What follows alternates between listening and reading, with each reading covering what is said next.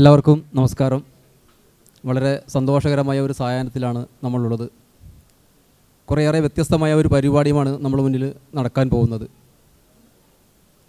കേരളത്തിലെ അറിയപ്പെടുന്ന കവി, പ്രിയപ്പെട്ട കവി കുരീപ്പുഴ ശ്രീകുമാർ സാർ ഈ പരിപാടിയിൽ പങ്കെടുക്കുക എന്നുള്ളത് ഈ പരിപാടിയെ ഏറെ ധന്യമാക്കുന്നു.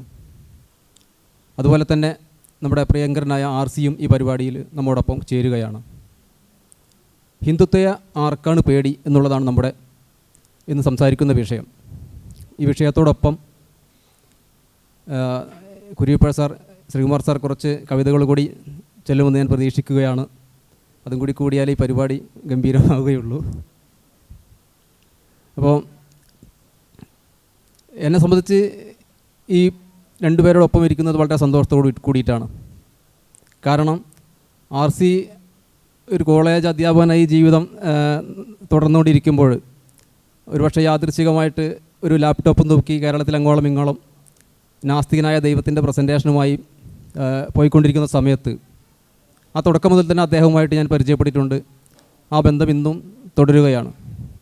എന്നാൽ ശ്രീകുമാർ സാർ അതിനും ഏതാണ്ട് അതിലധികമോ പതിറ്റാണ്ട് മുമ്പ് തന്നെ ഞാൻ പരിചയപ്പെട്ടിട്ടുണ്ട്. എന്നെ അദ്ദേഹത്തിന് ഓർമ്മ ഉണ്ടായിക്കൊള്ളണമെന്നില്ല. സാർ, എൻ്റെ വീട് മലപ്പുറം ജില്ലയിലെ രാമനാട്ടുകരയ്ക്ക് അടുത്ത് വാഴയൂരാണ്. സാർ എൻ്റെ നാട്ടിൽ പുന്നേമ്പാടത്ത് വന്നിട്ടുണ്ട്. പുന്നേമ്പാടം കലാസമിതി എന്ന ഞാൻ കുറേ കാലം ഭാരവാഹിത്വമൊക്കെ വഹിച്ചിരുന്ന ഒരു സാംസ്കാരിക സംഘടനയുടെ ഒരു കാവ്യ സായാഹ്നത്തിൽ അദ്ദേഹം ഒരു വൈകുന്നേരം ഞങ്ങളോടൊപ്പം ചെലവഴിച്ചിരുന്നു. അന്നാണ് ശ്രീകുമാർ സാറിനെ ആദ്യമായിട്ട് കാണുന്നത്. അതുപോലെ തന്നെ അന്ന് അദ്ദേഹം അവിടെ അവതരിപ്പിച്ച കവിത ഒരുപക്ഷെ രോമാഞ്ചത്തോടു കൂടി കേട്ടിരുന്ന കവിതകൾ അദ്ദേഹം അത് നമ്മുടെ മുന്നിൽ കുറച്ച് ഭാഗമെങ്കിലും ചെല്ലുമെന്ന് പ്രതീക്ഷിക്കാം. പിന്നെ നഗ്നകവിതകൾ, അദ്ദേഹം കുറേ നഗ്നകവിതകൾ, അദ്ദേഹത്തിൻ്റെ കവിതകൾ അന്നാണ് ആദ്യമായിട്ട് അദ്ദേഹത്തിൻ്റെ മുഖത്ത് നിന്ന് തന്നെ കേൾക്കുന്നത്. എട്ടും പൊട്ടും തിരിയാത്ത കുഞ്ഞാമനിയെ കാണാൻ വന്ന പുയ്യാപ്പിളയുടെ കഥ, അതൊക്കെ കേട്ടിട്ട് ചിരിക്കുകയും ഒപ്പം ചിന്തിക്കുകയും ചെയ്തിരുന്ന ആളുകൾ. പക്ഷെ അതിൻ്റെയൊക്കെ പ്രതിഫലനം എത്രത്തോളം സമൂഹത്തിൽ ഉണ്ടായി എന്ന് നമുക്കറിയില്ല. എങ്കിലും അത് ഏറെ അത്തരത്തിലുള്ള കവിതകളൊന്നും ആരും എഴുതിയിട്ടില്ല എന്നാണ് എനിക്ക് തോന്നുന്നത്. അതുപോലെ തന്നെ മൂത്രമൊഴിക്കാൻ രാഹുകാലം നോക്കി നടന്നവൻ അവസാനം ഗുളിക കാലത്തിൽ എത്തിച്ചേർന്ന കവിതയൊക്കെ അദ്ദേഹത്തിൻ്റെ കവിതകൾ അന്നാണ് ഞാൻ ആദ്യമായിട്ട് കേൾക്കുന്നത്. അതുപോലെ തന്നെ ചാർവാകൻ എന്ന കവിത എത്ര മനോഹരമായിട്ടാണ് ഭാരതത്തിൻ്റെ ഒരു പക്ഷേ ഇന്ത്യയുടെ പാരമ്പര്യത്തെ അതിൽ നിന്ന് തന്നെ ചാർവാക ചിന്തകളെ കൊണ്ട് തന്നെ വലിച്ചു കീറുന്ന ആ കവിത വളരെയധികം ഹൃദയസ്പർശിയായിട്ടാണ് കേട്ടത്. അതുകൊണ്ട് തന്നെ ശ്രീകുമാർ സാറിനൊപ്പമുള്ള ഈ സായാഹ്നം ഞാൻ വളരെ ആസ്വദിക്കുകയാണ്. നമ്മൾ ഈ പരിപാടിയിലേക്ക് കടക്കുമ്പോൾ സാർ, എനിക്ക് ചോദിക്കാനുള്ളത്, രണ്ടുപേരോട് ഞാൻ ഒരേ ചോദ്യമാണ് ചോദിക്കാൻ ഉദ്ദേശിക്കുന്നത്. രണ്ടുപേരും അത് ചർച്ചയാക്കി മുന്നോട്ട് കൊണ്ടുപോകാനാണ് ഞാൻ ഉദ്ദേശിക്കുന്നത്. വ്യത്യസ്ത ചോദ്യങ്ങളല്ല. നമ്മുടെ ഇന്ന് ഹിന്ദുത്വ എന്ന് വിവക്ഷിക്കുന്ന, ഒരുപക്ഷെ നമ്മളെല്ലാവരും ഹിന്ദുത്വ എന്നതുകൊണ്ട് ഉദ്ദേശിക്കുന്ന BJP അല്ലെങ്കിൽ അവർക്ക് നേതൃത്വം നൽകുന്ന സംഘപരിവാർ സംഘടനകൾ കേരളത്തിൽ കുറച്ച് കാലങ്ങൾക്ക് മുമ്പ് വളരെ ക്ഷീണിച്ച അവസ്ഥയിലായിരുന്നു. എൻ്റെയൊക്കെ നാട്ടിൽ എനിക്ക് ഓർമ്മയുണ്ട് 2 പേര് മാത്രം പ്രവർത്തനം നടത്തുന്ന ഒരു കാലഘട്ടമൊക്കെ അവർക്കുണ്ടായിരുന്നു. എന്നാൽ ഇന്ന് പ്രവർത്തകർ ഒരുപാടില്ലെങ്കിലും അവരറിയാതെ തന്നെ കുറേ വോട്ടുകൾ അവരെ പെട്ടിയിലേക്ക് വീഴുന്ന സാഹചര്യം ഉണ്ടായിട്ടുണ്ടോ എന്ന് എനിക്ക് തോന്നുന്നുണ്ട്. കുറച്ച് കാലങ്ങൾക്കിടയിൽ കുറേയേറെ ആളുകൾ അവർക്ക് വോട്ട് ചെയ്യുന്ന ഒരവസ്ഥയിലേക്ക് പോയിട്ടുണ്ടോ എന്ന് തോന്നുന്നുണ്ട്. ഇപ്പോൾ പറയുകയാണെങ്കിൽ 1-2 പതിറ്റാണ്ട് മുമ്പുണ്ടായിട്ടുള്ള സീരിയലുകൾ, ശ്രീകൃഷ്ണൻ്റെ പറ്റിയുള്ള, ശ്രീരാമനെ പറ്റിയുള്ള സീരിയലുകളൊക്കെ ആ കാലത്ത് വളരെയധികം ജനങ്ങളെ സ്വാധീനിച്ചിരുന്നു. സാധാരണക്കാരായ ആളുകൾ അതിൽ ആകൃഷ്ടരായിട്ട് ഒരുപാട് പേര് ഭക്തിയുടെ മാർഗത്തിലേക്ക് നീങ്ങിയിരുന്നു. അതോടൊപ്പം തന്നെ ഉയർന്നു വന്നൊരു സാധനമാണ് ഈ പൊടി പിടിച്ച് കിടന്ന ക്ഷേത്രങ്ങളൊക്കെ പൊടി തട്ടിക്കൊണ്ടുവരുന്നൊരു സംവിധാനം, പുനഃപ്രതിഷ്ഠ, അതുപോലെ തന്നെ പുതിയ ക്ഷേത്രങ്ങൾ നിർമ്മിക്കൽ. എൻ്റെ നാട്ടിൽ തന്നെ കഴിഞ്ഞ കുറച്ച് 2-3 പതിറ്റാണ്ടിനുള്ളിൽ ഒരുപാട് ക്ഷേത്രങ്ങൾ ചെറുപ്പത്തിൽ അറിയാതിരുന്ന കുറേയേറെ ക്ഷേത്രങ്ങളൊക്കെ പുനരുദ്ധരിച്ച് വന്നിട്ടുണ്ട്. ഇന്നത് വലിയ നല്ല നിലയിൽ അവർ നടത്തിക്കൊണ്ട് പോകുന്നുണ്ട്. അവിടെ നിന്നൊക്കെ ശബ്ദമലിനീകരണമൊക്കെ ഉണ്ടാകുന്നുണ്ട്. അത് മറ്റൊരു വശത്തിൻ്റെ. അതുപോലെ തന്നെ ഈ രീതിയിൽ ഭക്തിയുടെ മാർഗത്തിലൂടെ പലപ്പോഴും നമുക്കറിയാതെ അരിച്ചു കയറി വരുന്നതാണോ ഈ ഹിന്ദുത്വം എന്ന് പറയുന്നത്? എനിക്ക് അതിനെക്കുറിച്ചാണ് രണ്ടുപേരോടും ചോദിക്കാനുള്ളത്. ഭക്തി അതിലൊരു മുഖ്യ പങ്ക് വഹിക്കുന്നില്ലേ? നമ്മളറിയാതെ നമ്മുടെ ഉള്ളിൽ, നമ്മുടെ സമൂഹത്തിൻ്റെ ഉള്ളിൽ ഈ ഭക്തി ഇത്തരത്തിലുള്ള മാർഗങ്ങളിലേക്ക് മാറ്റപ്പെടുന്നില്ലെന്ന് ചോദ്യം. Thank you. എല്ലാവർക്കും നമസ്കാരം. ഭക്തി ആണോ ഹിന്ദുത്വയുടെ അടിസ്ഥാനം എന്ന് ചോദിച്ചാൽ, ആക്ച്വലി ഹിന്ദു മതവിശ്വാസം, ആചാരം, അനുഷ്ഠാനം, പാരമ്പര്യം ഇതെല്ലാം അടങ്ങുന്ന ഒരു മൊത്തത്തിലുള്ള ഒരു കളക്ഷനാണ് ഹിന്ദുത്വയുടെ ബേസ് എന്ന് പറയുന്നത്. അപ്പോൾ അതിൽ ഏറ്റവും കൂടുതൽ ആളുകൾ കോർത്തിടപ്പെട്ട സാധനം എന്ന് പറയുന്നത് ഭക്തി തന്നെയാണ്. ഇപ്പോൾ രാമായണ സീരിയൽ, മഹാഭാരതം, രാമക്ഷേത്രം, കുഴിച്ചുനോട്ടം, പിന്നെ ശബരിമല, ഏത് നോക്കിയാലും ഇത് അവർ മുന്നോട്ട് കൊണ്ടുപോകാനായിട്ട് ഉപയോഗിക്കുന്ന സാധനം ഭക്തി, വിശ്വാസം, ആചാരം, അനുഷ്ഠാനം. ഇപ്പോൾ ഏറ്റവും അവസാനമായിട്ട് ഇപ്പോൾ പറയുന്നത് ഹിന്ദുത്വം നമ്മുടെ നിത്യജീവിതത്തിൽ ഇടപെടുന്നത് ഈ മൈക്ക് ആണ്. മൈക്ക്, ക്ഷേത്രങ്ങളിലെ മൈക്ക്. ഇപ്പോൾ ഏറ്റവും അവസാനം നമ്മൾ കണ്ടത് ഒരു ചെറുപ്പക്കാരൻ്റെ മൂക്കിടിച്ച് പൊട്ടിക്കുന്ന ഒരു രംഗമാണ്. നിങ്ങൾ പലരും കണ്ടിട്ടുണ്ടാവും. മൈക്ക് കുറച്ച് വെക്കണം എന്ന് പറഞ്ഞാൽ. അപ്പോൾ അത് ഹിന്ദുത്വമായിട്ട് മാത്രം ബന്ധപ്പെട്ടതാണ് ഈ മൈക്കെന്ന് ഞാൻ പറയുന്നില്ല, എല്ലാ ത്വങ്ങളുമായി ബന്ധപ്പെട്ട് കിടക്കുന്നുണ്ട്. പക്ഷേ ഈ മൈക്ക് ഇതൊരു പ്രശ്നമാകുന്നത് സൂചിപ്പിക്കുന്നത് വിശ്വാസം, ഭക്തി, ഈ രണ്ട് കാര്യങ്ങളാണ് മതാധിഷ്ഠിത രാഷ്ട്രീയത്തിൻ്റെ ഏറ്റവും പ്രധാനപ്പെട്ട ഇന്ധനം എന്നുള്ളത് തന്നെയാണ്. എസൻസിൻ്റെ ഈ ചർച്ചാ പരിപാടിയിൽ പങ്കെടുക്കുന്നതിൽ സന്തോഷമുണ്ട്. ഈ വിഷയം എസൻസ് നിർബന്ധമായിട്ടും സംസാരിക്കേണ്ടതിന് വിഷയമാണ്.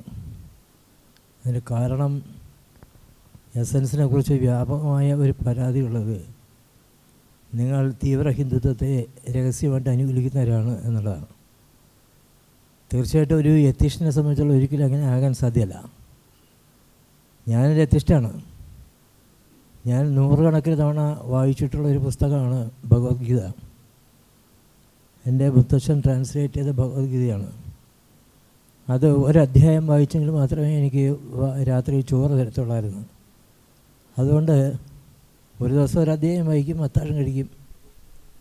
അങ്ങനെ 18 ദിവസം, എത്രയോ വർഷങ്ങൾ ഞാൻ ആ പുസ്തകം വായിച്ചു. ഞാൻ ആ പുസ്തകത്തിൽ നിന്നും ഇത്രയും കാലത്തെ വായന കൊണ്ട്, നിർബന്ധിച്ചുള്ള വായന, ആഹാരത്തിന് വേണ്ടിയുള്ള വായന, അറിയാൻ വേണ്ടിയുള്ള വായന, ഇങ്ങനെ വർഷങ്ങൾ കൊണ്ട് പൂർത്തിയാക്കിയ ഭഗവത്ഗീത പാരായണം എന്നെക്കൊണ്ട് എത്തിച്ചത് ഈ പുസ്തകം യുദ്ധത്തിന് വേണ്ടി ഉണ്ടാക്കിയ പുസ്തകമാണ്. കുഞ്ഞുങ്ങളെയും സ്ത്രീകളെയും അനാഥരാക്കുവാൻ വേണ്ടി ഉണ്ടാക്കിയ പുസ്തകമാണ്. അതൊരു മയക്കുമരുന്നാണെന്ന് പറഞ്ഞത് ഞാനല്ല, വാസ്തവത്തിൽ ചിന്മയാനന്ദനാണ്. ചിന്മയാനന്ദൻ്റെ ഗീതാ പ്രഭാഷണത്തിൽ അദ്ദേഹം പറയുമായിരുന്നു,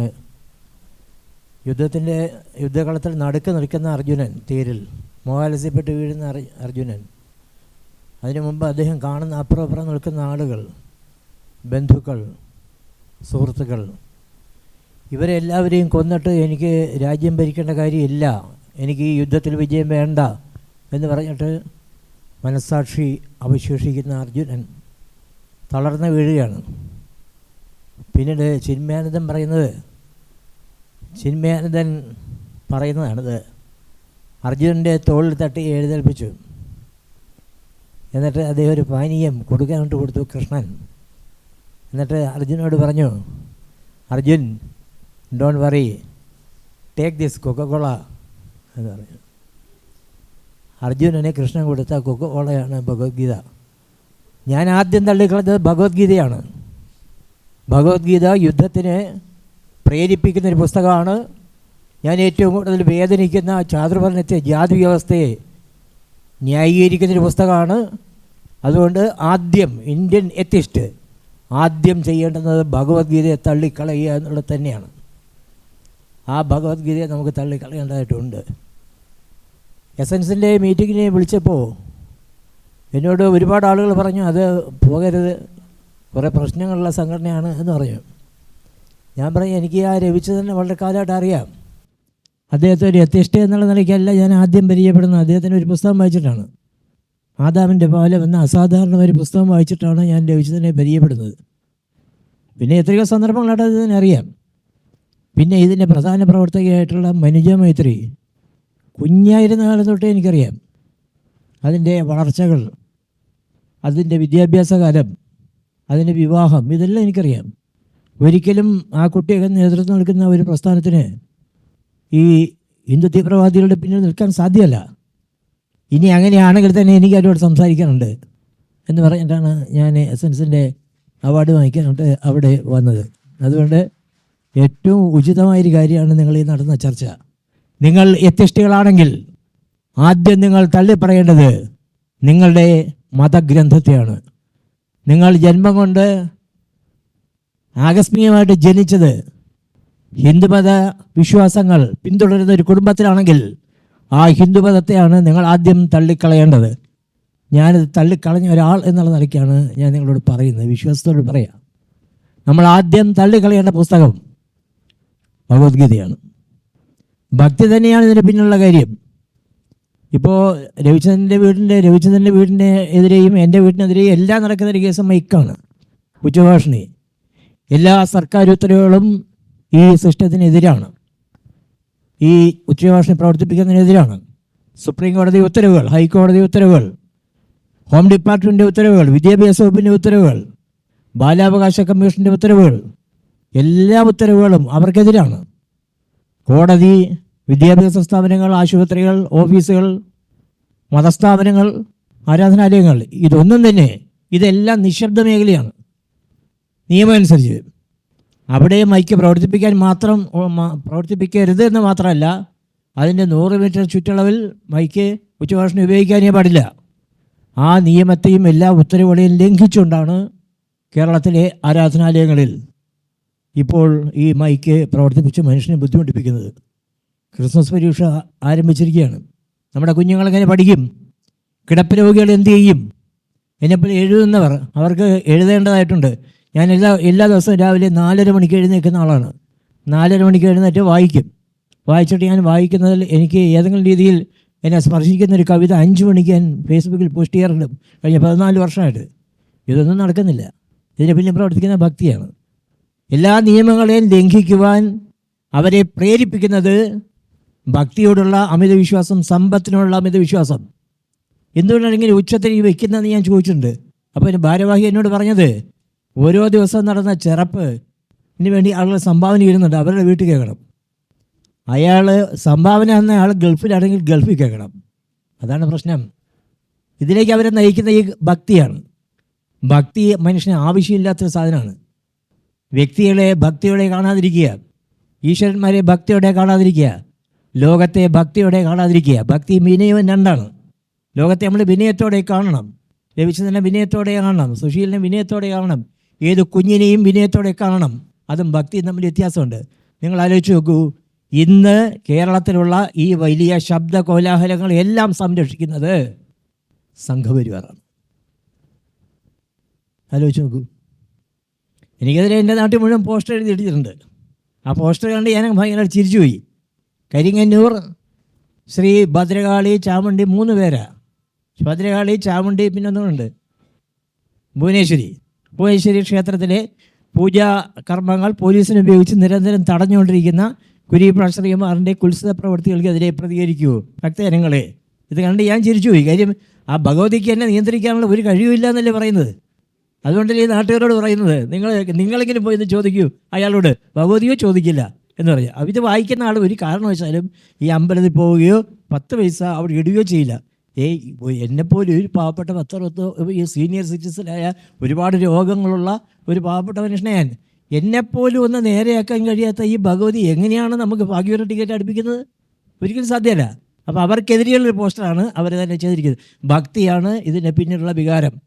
പാവം മനുഷ്യർ, അവർക്ക് ഒരുപാട് പ്രലോഭനങ്ങളുണ്ട്, ഒരുപാട് ചെറിയ ചെറിയ ആവശ്യങ്ങളുണ്ട്. ജാതി വ്യവസ്ഥ പ്രണയത്തിനെതിരാണ്. എല്ലാ ജാതിയും പ്രണയത്തിനെതിരാണ്. എല്ലാ മതം പ്രണയത്തിനെതിരാണ്. പ്രണയികൾ മതത്തെ തള്ളിക്കളഞ്ഞേ സാധിക്കൂ.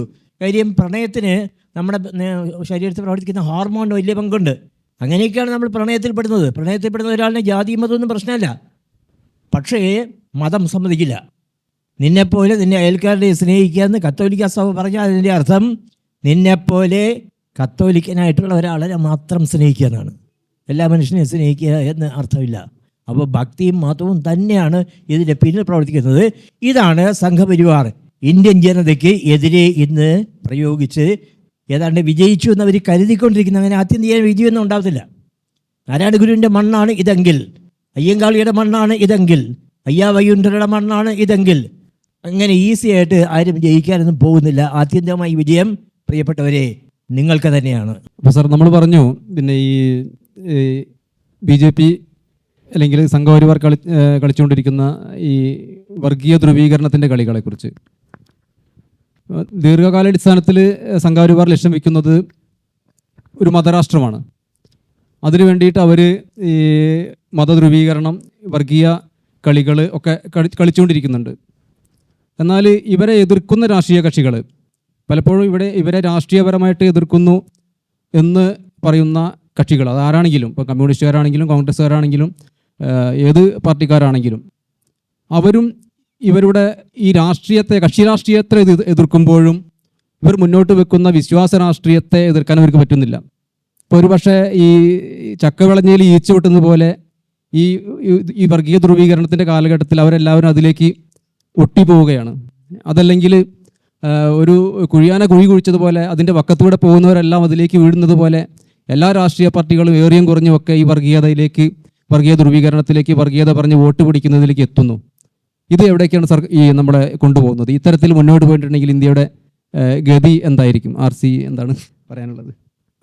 അപ്പോൾ ആദ്യമായിട്ട് ഇപ്പോൾ കുരിപ്പുഴ ശ്രീകുമാർ പറഞ്ഞൊരു കാര്യം, എസൻസ് ഹിന്ദുത്വം സംബന്ധിച്ചുള്ള പരിപാടി നടത്തുന്നത് എന്തോ ഒരു അത്ഭുതമായി പലരും വിലയിരുത്തി അദ്ദേഹത്തോടെന്ന് പറഞ്ഞു.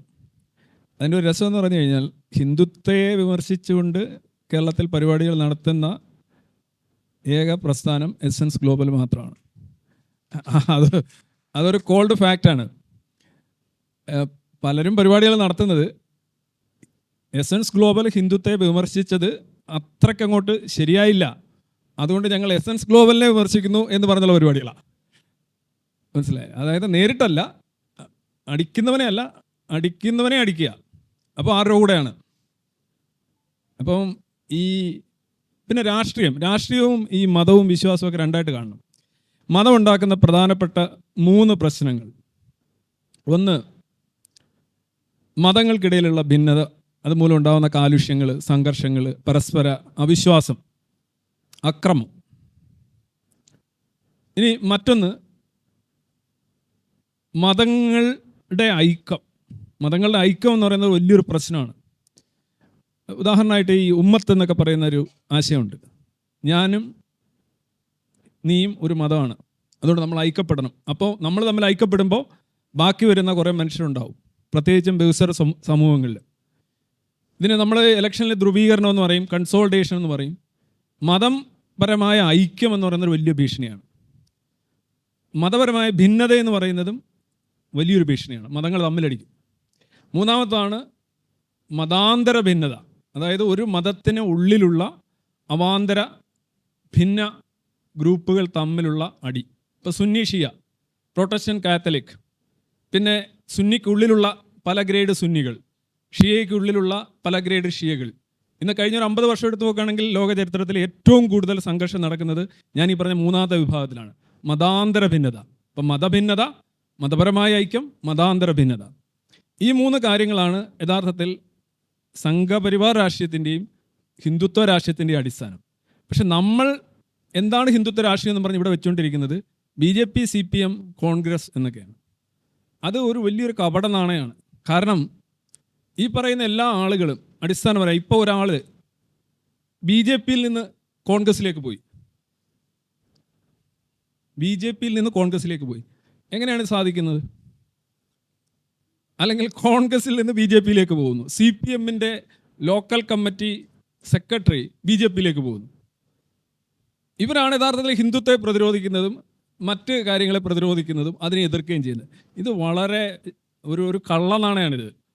ഇത് കക്ഷി രാഷ്ട്രീയപരമായിട്ടുള്ള പോരുകളാണ്. അവർ യഥാർത്ഥത്തിൽ ഹിന്ദുത്വത്തെക്കുറിച്ചായാലും പൊളിറ്റിക്കൽ ഇസ്ലാമിനെ കുറിച്ചായാലും ഒരു മതരാഷ്ട്രീയ തത്വസംഹിതയുടെയും അടിസ്ഥാന വേരുകളെ എതിർക്കുന്നില്ല. അവർക്ക് അതിനെക്കുറിച്ച് അറിയാൻ താല്പര്യമില്ല, അവരതിൻ്റെ പിന്നാലെ പോകുന്നില്ല. ഇപ്പോൾ അദ്ദേഹം ഗീതയെക്കുറിച്ച് പറഞ്ഞു. ഗീത എടുത്ത് നിങ്ങളൊരു BJPക്കാരൻ്റെ മുന്നിലും ഒരു CPMകാരൻ്റെ മുന്നിലും ഒരു കോൺഗ്രസ്സുകാരൻ്റെ മുന്നിലും വെക്കൂ, 3 പേര് എഴുന്നേറ്റ് തൊഴും. CPM-കാരൻ ഒരു സല്യൂട്ടോട് അടിക്കും. പക്ഷെ പറഞ്ഞു വരുമ്പോൾ എന്താണ്, ഒന്ന് കൊടൂര ഹിന്ദുത്വ വിരോധിയായിരിക്കും, മറ്റവൻ കുറച്ച് മൈൽഡ് ഹിന്ദുത്വ വിരോധിയായിരിക്കും, മറ്റവൻ ഹിന്ദുത്വക്കാരനായിരിക്കും. ഇത് പ്ലേറ്റ് മാറ്റുന്നതോടെ അങ്ങോട്ടും ഇങ്ങോട്ടും മാറ്റാൻ കഴിയുമെന്ന് നമ്മൾ കേരളത്തിൽ കണ്ടുകൊണ്ടിരിക്കുന്നതാണ്. ഉത്തരേന്ത്യയിൽ പണ്ടേ കണ്ടതാണ്. ഹിന്ദുത്വം എന്ന് പറയുന്ന അടിസ്ഥാനപരമായ രാഷ്ട്രീയം, മതാധിഷ്ഠിത രാഷ്ട്രീയം, അതായത് മതത്തെ ബാലറ്റ് ബോക്സിലേക്ക് എത്തിക്കുക, മതപരമായി ഐക്യപ്പെടുത്തുക. നമ്മൾ ഹിന്ദുക്കളാണ് അല്ലെങ്കിൽ നമ്മൾ മുസ്ലിങ്ങളാണ്, നമ്മുടെ സ്ഥാനാർത്ഥിയാണ്. അപ്പോൾ ജനാധിപത്യം റദ്ദാക്കപ്പെടുക, മതേതരത്വം റദ്ദാക്കപ്പെടുക, മനുഷ്യൻ എന്നൊരാശയം വലിയ തോതിൽ താഴ്ത്തിക്കെട്ടപ്പെടുക. ഇതാണ് യഥാർത്ഥത്തിൽ ഹിന്ദുത്വം എന്ന് പറയുന്നത്. അതിനെ അപ്പോൾ എങ്ങനെയാണ് ചോദ്യം ചെയ്യുന്നത്? ഒരാൾക്കൊരു ഹിന്ദുത്വ ബോധം അല്ലെങ്കിൽ മതപരമായി അയാൾ വോട്ട് ചെയ്യുന്നത് എങ്ങനെയാണ്? അയാളുടെ മതപരത ഇല്ലാതാക്കണം. ഈ മതപരതയുടെ പ്രധാന ചരട് എന്താണ്? ഒരുപിടി ദൈവങ്ങൾ, ഒരുപിടി ആചാരങ്ങൾ, അനുഷ്ഠാനങ്ങൾ, ഒരു അശാസ്ത്രീയമായ ചിന്താരീതികൾ, അതിനെ അഡ്രസ്സ് ചെയ്യാണ് വേണ്ടത്. അല്ല ഓരോരോ പാർട്ടികൾ തമ്മിലുള്ള, ഇപ്പോൾ BJP-യും CPM-ഉം തമ്മിൽ ഏറ്റുമുട്ടി CPM നിരന്തരമായി ജയിച്ചുകൊണ്ടിരുന്നാൽ ഹിന്ദുത്വം ഇല്ലാതാവുമൊന്നുമില്ല. ഞാൻ പണ്ടേ പറഞ്ഞിട്ടുള്ളൊരു കാര്യമാണ്, മോദി പോയാൽ യോഗി വരുമെന്നും യോഗി പോയി കഴിഞ്ഞാൽ വേറൊരു ഭോഗി വരുമെന്നും ഞാൻ പറഞ്ഞിട്ടുണ്ട്. അതിൻ്റെ കാരണം എന്താണ്? നേതാവ് മാറുന്നോണം ഈ ആശയം പോകുന്നില്ല. അങ്ങനെയാണെങ്കിൽ കഴിഞ്ഞ 45 വർഷം ഫ്രീസറിലായിരുന്നു ഇവിടെ ഹിന്ദുത്വം, ഇല്ലേ? അടൽ ബിഹാരി വാജ്പേയി വരുന്നവരെ ഈ ഒരു ആശയത്തിന് ഇന്ത്യൻ രാഷ്ട്രീയത്തിൽ യാതൊരു 84 തെരഞ്ഞെടുപ്പിൽ 2 സീറ്റാണ് കിട്ടിയത്. അപ്പം അത്രയും വർഷം ഫ്രീസറിലായ ഒരു സാധനം വീണ്ടും കയറി വരണമെങ്കിൽ എന്താണ്? മഴ പെയ്താൽ മുളയ്ക്കുന്ന വിത്തുകളുണ്ട്, മഴ പെയ്തില്ലെങ്കിലും വിളയുന്ന അല്ലെങ്കിൽ വിത്തുകളുണ്ട്. അത്തരത്തിൽപ്പെട്ട വിത്തുകളാണ് ഈ മതാത്മകത എന്ന് പറഞ്ഞാൽ ആളുകളെ പെട്ടെന്ന് കുത്തിയിളക്കാം. മതപരമായ ഐക്യം, നമ്മൾ ഹിന്ദുക്കളാണ് എന്ന് ഹിന്ദുക്കളെ ബോധിപ്പിക്കുന്നു. അപ്പോൾ അവർ രാഷ്ട്രീയപരമായി ഐക്യപ്പെടുന്നു. എണ്ണത്തിൽ കൂടും. ജനാധിപത്യത്തിൽ ഒരു വോട്ട് കൂടുതലാണെങ്കിൽ ഭരണം കിട്ടും. അപ്പം അതാണ് ഇവിടെ നടക്കുന്നത്. അപ്പം ഈ ഹിന്ദുത്വക്കെതിരെയുള്ളൊരു പോരാട്ടം എന്ന് പറയുന്നത് വേറെ ആരെങ്കിലും നടത്തുന്നുണ്ടെങ്കിൽ അദ്ദേഹം അവരുടെ പേരും പറയുകയാണെന്നുണ്ടെങ്കിൽ ഞാൻ കണ്ടിട്ടില്ല. ബാക്കി ഇങ്ങനെയൊക്കെ രാഷ്ട്രീയപരമായിട്ടൊക്കെ ഉണ്ട്. BJP-ക്കെതിരെ മോദിയെ ചീത്ത വിളിക്കുന്നതും യോഗിയെ ചീത്ത വിളിക്കുന്നതും പിന്നെ അമിത്ഷായെ ചീത്ത വിളിക്കുന്നതും ഒക്കെ കണ്ടിട്ടുണ്ട്. അതൊക്കെ കക്ഷി രാഷ്ട്രീയ പോര് എന്നുള്ളത് കവിഞ്ഞ് ഹിന്ദുത്വ രാഷ്ട്രീയത്തിൻ്റെ അടിസ്ഥാന കാര്യങ്ങളിലേക്കോ അതിൻ്റെ ഡീറ്റെയിൽസിലോ ഒന്നും പോകുന്നില്ല എന്നുള്ളതാണ് എൻ്റെ വിനീതമായ അഭിപ്രായം. ഈ എസൻസിനെ കുറിച്ച് ഞാൻ പറഞ്ഞത് എൻ്റെ അഭിപ്രായമല്ല. അത് എസൻസിനെ കുറിച്ച് പുറത്തുള്ളവർ പറയുന്ന അഭിപ്രായം നിങ്ങളോട് പറയുന്നുള്ളതേ ഉള്ളൂ. എനിക്ക് അഭിപ്രായം ഉണ്ടായിരുന്നുണ്ടെങ്കിൽ ഞാൻ ഈ മീറ്റിങ്ങിന് വരില്ല. എനിക്ക് അഭിപ്രായം ഇല്ല. ഏറ്റവും ശക്തമായി പ്രതികരിക്കുന്നവർ എസൻസാണ്. ഏറ്റവും കൂടുതൽ ചെറുപ്പക്കാരെ സംഘടിപ്പിക്കാൻ സാധിച്ചുള്ള എസൻസിനാണ്. ഇതൊക്കെ എനിക്ക് നന്നായിട്ട് അറിയാം. ഭഗവത്ഗീത കണ്ടാൽ 3 പേരും എഴുന്നേറ്റ് തൊഴുമെന്ന് രവിചന്ദ്രൻ പറഞ്ഞല്ലോ, സത്യമാണത്. നയനാർ റോമിൽ പോയി പോപ്പനെ കണ്ടപ്പോൾ സമ്മാനിച്ചത് ഒരു ഭഗവത്ഗീതയാണ്. ഞാനായിരുന്നെങ്കിൽ അങ്ങനെ ചെയ്യില്ലായിരുന്നു. കമ്മ്യൂണിസ്റ്റ് എത്തിസ്റ്റും തമ്മിൽ വ്യത്യാസമുണ്ട്. കമ്മ്യൂണിസ്റ്റുകൾക്ക് ബാലറ്റ് ബോക്സ് ഒരു പ്രശ്നമാണ്, BJP-ക്കും പ്രശ്നമാണ്, ബൈബിളിനെ അനുകൂലിക്കുന്നവർക്കും പ്രശ്നമാണ്. പക്ഷേ ഒരു എത്തിസ്റ്റിന് അതിന് പ്രശ്നമല്ല. എത്തിസ്റ്റിൻ്റെ വിഷയം എന്ന് പറയുന്നത് യുക്തിവാദിയുടെ അല്ലെങ്കിൽ നിരീശ്വരവാദിയുടെ, ഒരു നാസ്തികൻ്റെ വിഷയം എന്ന് പറയുന്നത് ഇതൊന്നും അല്ല. അയാൾ ജീവിക്കുന്ന സമൂഹം അപരിഷ്കൃതമായൊരു സമൂഹമാണെങ്കിൽ അതിനെതിരെ ആശയപരമായിട്ട് പോരേടേണ്ടതായിട്ടുണ്ട് നമുക്ക്.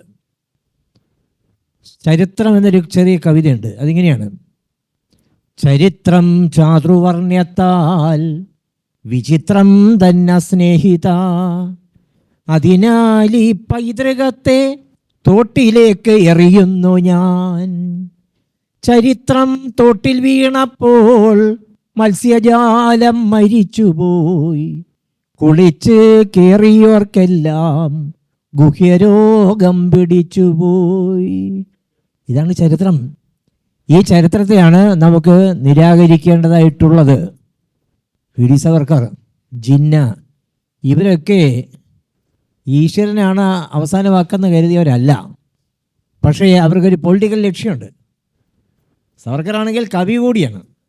അദ്ദേഹം മറാഠി ഭാഷയിൽ എഴുതിയ കവിതകൾ ആൻഡമാനിലെ സെല്ലുലാർ ജയിൽ കാണാൻ പോയപ്പോൾ ഞാൻ നേരിട്ട് കണ്ടിട്ടുണ്ട്. മറാഠി ഭാഷയിൽ ധാരാളം കവിതകൾ എഴുതിയ ആൾ കൂടിയാണ്. പക്ഷേ അദ്ദേഹം മുന്നോട്ട് വെച്ച ആശയം എന്തൊരു അപകടകരമായ ആശയമാണ്. ചാതുർവർണ്ണത്തെ പുനഃസ്ഥാപിക്കുന്ന ആശയം, മനുസ്മൃതിയെ പുനഃസ്ഥാപിക്കുന്ന ഒരാശയം. ഹിന്ദുത്വം ഇന്ത്യ നേരിട്ട ഏറ്റവും വലിയ വിപത്താണ്. അതിനെയാണ് ഇന്ത്യൻ എത്തിസ്റ്റ് ആദ്യം നിരാകരിക്കേണ്ടത്. അതുകൊണ്ട് വേറെ മതങ്ങളെല്ലാം നല്ലതാണെന്നൊന്നും എനിക്ക് അഭിപ്രായമില്ല. അങ്ങനെയാണെങ്കിൽ മാധവിക്കുട്ടി ഇറങ്ങുന്ന പോലെയോ ബാലേന്ദ്രൻ ചുള്ളിക്കാടി ഇറങ്ങുന്ന പോലെയോ എനിക്ക് ഏതെങ്കിലും മതത്തിൽ ചേരാമായിരുന്നല്ലോ. അങ്ങനെയല്ല, മതരഹിതനായിട്ട് ഈ നാട്ടിൽ ജീവിക്കാൻ പറ്റും. ഭരണഘടനാപരമായ എല്ലാ അവകാശങ്ങളും നമുക്കുണ്ട്. ധൈര്യമായിട്ട് ഞാൻ മതമില്ലാത്ത ആളാണ് എന്ന് പറയാം. നേരത്തെ മോഡറേറ്റർ ആയിരുന്ന ആൾ പറഞ്ഞല്ലോ, ഈശ്വര പ്രാർത്ഥന നടക്കുന്ന സമയത്ത് അദ്ദേഹം ഇരിക്കാറാണ് പതിവ്. ഞാനും അങ്ങനെ തന്നെ ഇരിക്കുന്ന ആളാണ്. ഒരുപാട് ചോദ്യങ്ങൾ എനിക്ക് നേരിടേണ്ടി വന്നിട്ടുണ്ട്. ഒരു കുട്ടി എഴുന്നേറ്റ് ചോദിച്ചത്, എന്തുകൊണ്ടാണ് പ്രാർത്ഥിക്കാതെ പ്രാർത്ഥനാ സമയത്ത് ഇരുന്നത്?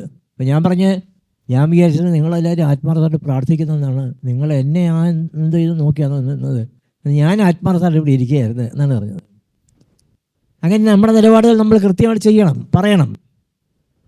നമ്മൾ വെജിറ്റേറിയൻ ആണെങ്കിൽ ഒരു നോൺ വെജ് പാർട്ടി ചെന്നിട്ട് ഒരു കോംപ്രമൈസിന് വേണ്ടി കമ്പനിക്ക് വേണ്ടിയിട്ട് നോൺ വെജ് ആഹാരം കഴിക്കാൻ തീരുമാനിക്കരുത്. എവിടെ ചെന്നാലും നിങ്ങൾ എത്തിയിഷ്ടായിരിക്കുക, എവിടെ ചെന്നാലും നിങ്ങൾ നിരീശ്വരവാദികളായിരിക്കുക, എവിടെ ചെന്നാലും നിങ്ങൾ നല്ല പൗരബോധമുള്ളവർ ആയിരിക്കുക. ഇപ്പോൾ സാന്ദർഭികമായിട്ട് പറയുകയാണ്, ഇപ്പോൾ ചൈനയിലും അതുപോലെ തന്നെ ഉത്തര കൊറിയയിലും ഒക്കെ ഈ നിർബന്ധിത നിരീശ്വരവാദം ഉണ്ടെന്ന് പറയുന്നത്. അതുപോലെ ഈ CPM-ലും CPI-യിലും ഒക്കെ കമ്മ്യൂണിസ്റ്റ് പാർട്ടികളിലൊക്കെ നിർബന്ധിത നിരീശ്വരവാദം ഉണ്ട്. മുമ്പൊക്കെ അത് ഏരിയ കമ്മിറ്റിൻ്റെ മുകളിലേക്ക് മതിയിരുന്നു. ഇപ്പം കുറച്ചും കൂടി മേപ്പോട്ട് എത്തിയിട്ടുണ്ട് സർ. കുറേ കൂടി മുകളിലേക്ക് പോയിട്ടുണ്ട്. കയറ്റി വിടുത്തു വരുന്നുണ്ട്. പൊളിറ്റ് ബ്യൂറോ വരെ ഏതാണ്ട് അനുവദിച്ച മാതിരി തോന്നുന്നത്. അപ്പോൾ അടുത്തൊരു ചോദ്യത്തിൽ കിടക്കുകയാണ്.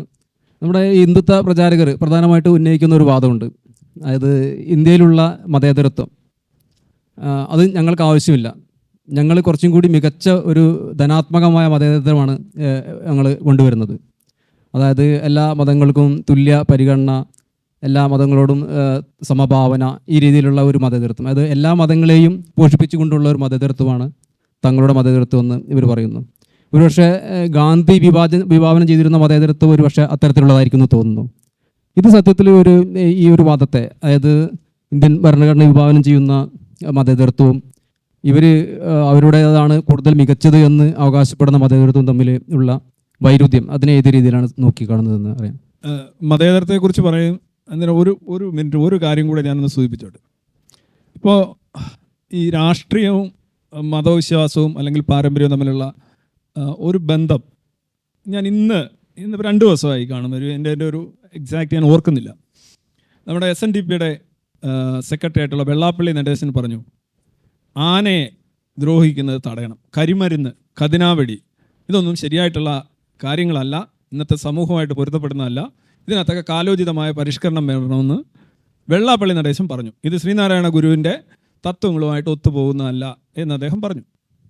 വളരെ നല്ല കാര്യമല്ലേ? അതിപ്പോൾ SNDP-കാരൻ പറഞ്ഞാലും NSS-കാരൻ പറഞ്ഞാലും ജമാഅത്തെ ഇസ്ലാമിക്കാരൻ പറഞ്ഞാലും ശാസ്ത്രീയമായിട്ടുള്ള ഒരു പരിഷ്കൃത സമൂഹത്തിന് ആവശ്യമായിട്ടുള്ള കാര്യമല്ലേ? അപ്പോൾ ഈ രാഷ്ട്രീയം, നേരെ ഞാൻ രാഷ്ട്രീയത്തിലേക്ക് വരികയാണ്. ഒരു രാഷ്ട്രീയ നേതാവ് പറയുകയാണ്, ആന എഴുന്നള്ളിപ്പ് നിയന്ത്രണം സംബന്ധിച്ചുള്ള ഹൈക്കോടതി ഉത്തരവ് വളരെ ഭീതി ഉളവാക്കുന്നതാണ്, അത്തരം ശ്രമങ്ങളെ നമ്മൾ തടയണം. അതായത് ആനയെ എഴുന്നള്ളിപ്പ് നിയന്ത്രണം സംബന്ധിച്ചുള്ള എല്ലാ കാര്യങ്ങളെയും നമ്മൾ പ്രതിരോധിക്കണം എന്ന് ഒരു രാഷ്ട്രീയ നേതാവ് പറയുകയാണ്. ഈ രാഷ്ട്രീയ നേതാവിൻ്റെ ജോലി ഈ മതത്തെ സംരക്ഷിക്കലാണ്. അപ്പം മതത്തിൽ സ്വാഭാവികമായിട്ടുണ്ടാകുന്ന ചില പരിഷ്കരണങ്ങൾ പോലും ഇദ്ദേഹത്തിൻ്റെ പാർട്ടിയും തടയുകയാണ്.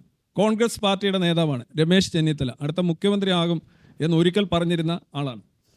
അദ്ദേഹം പറയുകയാണ്, ആന നിയന്ത്രണം, എഴുന്നള്ളിപ്പ് നിയന്ത്രണത്തെ പ്രതിരോധിക്കണമെന്ന്.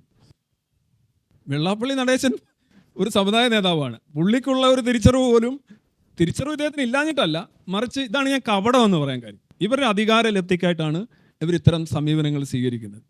2, ഈ എല്ലാ മതങ്ങളും ഒരേപോലെ കാണുക, ഒരേപോലെ ബഹുമാനിക്കുക എന്ന് പറയുന്നത് ഒരു ശരാശരി മദ്യപാനി എല്ലാ ഐറ്റംസിനോടും പുലർത്തുന്ന ഒരു ബഹുമാനം മാത്രമാണത്, അല്ലേ? എല്ലാം അടിസ്ഥാനപരമായി മദ്യപാനിയാണ്, മദ്യം ഇഷ്ടപ്പെടുന്ന ആളാണ്. അപ്പോൾ എല്ലാ മതങ്ങളോടും ഒരു ബഹുമാനമൊക്കെ ആകാം, അല്ലേ? ചില ആൾ പറയും മൂത്ത ആളാണ് ഇരിക്കുന്നത്, ഒന്ന് ബഹുമാനിച്ചേക്കാം എന്ന് പറയുന്നത് പോലെ ഉള്ളൂ. വേറെ ഈ ഇവരുടെ പോസിറ്റീവ് BJP പറയുന്ന, അവരുടെ മാനിഫെസ്റ്റോയിൽ തന്നെ പറയുന്ന പോസിറ്റീവ് സെക്യുലറിസം എന്ന് പറയുന്നത് എന്താണ് അവർ ഉദ്ദേശിക്കുന്നത്? എല്ലാ സർവധർമ്മ സമഭാവന എന്ന് പറഞ്ഞാൽ എൻ്റെ പ്രശ്നം എല്ലാത്തിനോടും തുല്യമായിട്ടുള്ള ബഹുമാനം, അവർക്ക് അവരുടെ വിഹിതം കൊടുക്കുക, ആദരവ് കൊടുക്കുക എന്നുള്ള. അങ്ങനെ വരുമ്പോൾ എന്ത് സംഭവിക്കും? എല്ലാവർക്കും തുല്യമാണ്. എല്ലാവർക്കും ആഹാരം കൊടുക്കുക. നിങ്ങൾ 3 കരക്കാർ വരുന്നു, എല്ലാവർക്കും ആഹാരം കൊടുക്കുക. ഒരു കരയിൽ നിന്ന് 10 പേര് വന്നു, ഒരു കരയിൽ നിന്ന് 100 പേര് വന്നു, ഒരു കരയിൽ നിന്ന് 1000 പേര് വന്നു. ഇപ്പം എല്ലാവർക്കും ആഹാരം കൊടുക്കുകയാണെങ്കിൽ 1000 പേർക്ക് കിട്ടും ഒരു കരയിൽപ്പെട്ടത്, മറ്റേ 100, ഇത് 10. അപ്പോൾ അവിടെ എന്താ, അത് തെരഞ്ഞെടുപ്പിലേക്ക് കൺവേർട്ട് ചെയ്താൽ ഈ 1000 പേര് ഭരിക്കും. ഈ 1000 പേരുടെ കയ്യിൽ ഇരിക്കുമല്ല. നമ്പർ വളരെ പ്രധാനമാണ്. ഇതൊരു വളഞ്ഞ വഴിയിൽ, ഇതാണ് ഹിന്ദുത്വ ഓപ്പറേറ്റ് ചെയ്യുന്ന ഒരു പ്രധാന വഴി. ഞാനത് 2023 ലിറ്റ്മസിൻ്റെ ഒരു സംവാദത്തിൽ ഞാൻ പറഞ്ഞ കാര്യമാണിത്. ഇത് അധികം ആളുകൾ ചർച്ച ചെയ്യുന്നില്ല. ഇത് എല്ലാത്തിനെയും ഈക്വലായിട്ട് റെസ്പെക്ട് ചെയ്യുമ്പോൾ നമ്പർ കൂടുതലുള്ളവർക്ക് അപ്പർ ഹാൻഡ് ലഭിക്കും, അവർ ഭരിക്കും, അവർ രാജ്യത്തെ മുന്നോട്ട് കൊണ്ടുപോകുന്നുള്ളതാണ്. ഇതാണ് ബേസിക് ആയിട്ടുള്ള അതിൻ്റെ രാഷ്ട്രീയം. ഇത് അഡ്രസ്സ് ചെയ്യപ്പെടുന്നില്ല. ഇതാണ് എനിക്ക് അതിനെക്കുറിച്ച് പറയാനുള്ളത്. കേന്ദ്രം ഭരിച്ചുകൊണ്ടിരിക്കുന്ന സർക്കാർ ഇപ്പോൾ നടപ്പാക്കിക്കൊണ്ടിരിക്കുന്ന ചില നയങ്ങൾ BJPയെ സംബന്ധിച്ച് നേരത്തെ പറഞ്ഞു, അവരുടെ പ്രഖ്യാപിത ലക്ഷ്യം മതരാഷ്ട്രം തന്നെയാണ്. എന്നാൽ ഒറ്റയടിക്ക് മതരാഷ്ട്രത്തിലേക്ക് പോകുന്നത് അസാധ്യമാണെന്ന് കരുതിയിട്ടോ എന്തോന്നറിയില്ല, ചെറിയ രീതിയിൽ ചെറിയ അരിച്ചു കയറലുകൾ പല മേഖലയിൽ നടക്കുന്നുണ്ട്.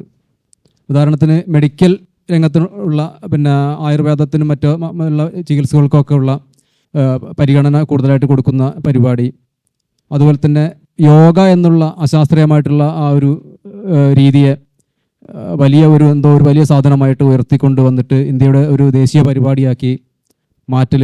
അതുപോലെ തന്നെ ചെറുപ്പത്തിലെ പിടിക്കുക എന്ന ഉദ്ദേശത്തോട് കൂടിയിട്ടാകാം വിദ്യാഭ്യാസ മേഖലയിൽ കാവ്യവൽക്കരണം. ഇങ്ങനെ ചെറിയ രീതിയിൽ ഹിന്ദു രാഷ്ട്രത്തിലേക്കുള്ള ഒരു പോക്കാണോ ഇവിടെ നടന്നുകൊണ്ടിരിക്കുന്നത് എന്ന് എനിക്ക് ഒരു അഭിപ്രായം. ഹിന്ദു രാഷ്ട്രമാക്കുക എന്നുള്ളതാണ് BJPയുടെ ആത്യന്തികമായ ലക്ഷ്യം. അതിനെ മറികടാൻ വേണ്ടി ചില കാര്യങ്ങളൊക്കെ ഇങ്ങനെ കാണിക്കും എന്നുള്ളതേ ഉള്ളൂ. ആത്യന്തികമായ ലക്ഷ്യം അത് തന്നെയാണ്. അങ്ങനെ ആവുകയാണെങ്കിൽ ജാതി വ്യവസ്ഥ തിരിച്ചു വരും, മനുസ്മൃതി തിരിച്ചു വരും, രാഷ്ട്രീയ സ്വാതന്ത്ര്യം അർഹത. പിന്നെ ഇങ്ങനെ സെമിനാർ നടത്താനും സാധിക്കില്ല, ഒന്നിച്ചിങ്ങനെ വർത്തമാനം പറയാനും സാധിക്കില്ല. അതുകൊണ്ട് ഇത്തരം കള്ളത്തരങ്ങൾ നമ്മൾ തിരിച്ചറിയേണ്ടതായിട്ടുണ്ട് എന്നാണ് എനിക്ക് തോന്നുന്നത്. അതുകൊണ്ട് അതിനൊരു നല്ല ഉദാഹരണം എന്ന് പറഞ്ഞാൽ കേന്ദ്ര മന്ത്രിസഭയിൽ എത്ര മുസ്ലിങ്ങളുണ്ട്? അത്ര സെക്യുലർ പാർട്ടിയാണെങ്കിൽ ഒരാളെങ്കിലും ഒന്ന് പറയണ്ടേ? അതാണ് സ്ഥിതി. ഇനി ആ മന്ത്രിസഭയിൽ ജനങ്ങൾ തിരഞ്ഞെടുത്തിട്ടില്ലാത്ത ഒരു ക്രൈസ്തവ മതക്കാരനെ മന്ത്രിയാക്കിയിട്ടുണ്ട്. അത് അൽഫോൺസ് കണ്ണന്താനത്തിൽ നടത്തി പരാജയപ്പെട്ടൊരു കാര്യമാണ് ആ പരീക്ഷണം. ഇതൊക്കെ മതവിഭാഗങ്ങളെ പ്രീണിപ്പിക്കാൻ വേണ്ടിയിട്ടോ അല്ലെങ്കിൽ മതവിഭാഗങ്ങളെ ശത്രുത വെളിപ്പെടുത്താൻ വേണ്ടിയിട്ടാണെന്ന് ഏത് സാധാരണ മനുഷ്യനും മനസ്സിലാവുന്നേ ഉള്ളൂ. BJP തീർച്ചയായിട്ടും മതനിരപേക്ഷതയെ അനുകൂലിക്കുന്നൊരു പാർട്ടിയല്ല, അത് ഒരു ഹിന്ദു പാർട്ടി തന്നെയാണ്. അതിൻ്റെ അടിസ്ഥാന തത്വശാസ്ത്രമായ മനുസ്മൃതി തന്നെയാണ്. അതൊരു പക്ഷേ അവർ തുറന്ന് പറയുന്നില്ലായിരിക്കും. ആദ്യം നമ്മൾ ആ അപകടം നേരത്തെ മണത്തറിയേണ്ടതായിട്ടുണ്ട്, തിരിച്ചറിയേണ്ടതായിട്ടുണ്ട്. ജാതി വ്യവസ്ഥ വേണോ വേണ്ട, ജാതി വ്യവസ്ഥയ്ക്കെതിരെ ഏറ്റവും വലിയ പോരാട്ടങ്ങൾ നടത്തിയ ആളുകളാണ് കേരളീയർ. അതുകൊണ്ട് അത്തരം അവസ്ഥകൾ നമ്മൾ നേരത്തെ തന്നെ തിരിച്ചറിയണമെന്നാണ് എനിക്ക് തോന്നുന്നത്. വിദ്യാഭ്യാസ രംഗത്ത് അത് ഹിന്ദുത്വമൊക്കെ ഇവിടെ ഓപ്പറേറ്റ് ചെയ്യുന്നതിന് മുന്നേ തന്നെ മതം വിദ്യാഭ്യാസത്തെ ഏതാണ്ട് കീഴ്പ്പെടുത്തിയിട്ടുണ്ട്. അതായത് ഇപ്പോൾ രാവിലെ എങ്ങനെയാണ് തുടങ്ങുന്നത്, നിങ്ങളുടെ അധ്യാപകർ എന്താണ് പറയുന്നത്, സ്കൂളുകളിൽ എന്താണ്, ഇപ്പോൾ ഈശ്വര പ്രാർത്ഥന പലപ്പോഴും ഒരു നിലവിളി പോലെയോ അല്ലെന്നുണ്ടെങ്കിൽ ഒരു എന്താ പറയുന്ന ഒരു ഭിക്ഷാസാഹിത്യം പോലെയാണ് രാവിലെ നിന്ന് കുട്ടികൾ ഈ പഠനം തുടങ്ങുന്നത്. അത് തീരുമ്പോഴും അങ്ങനെ തന്നെ, അതിനിടയിലും അങ്ങനെ തന്നെ.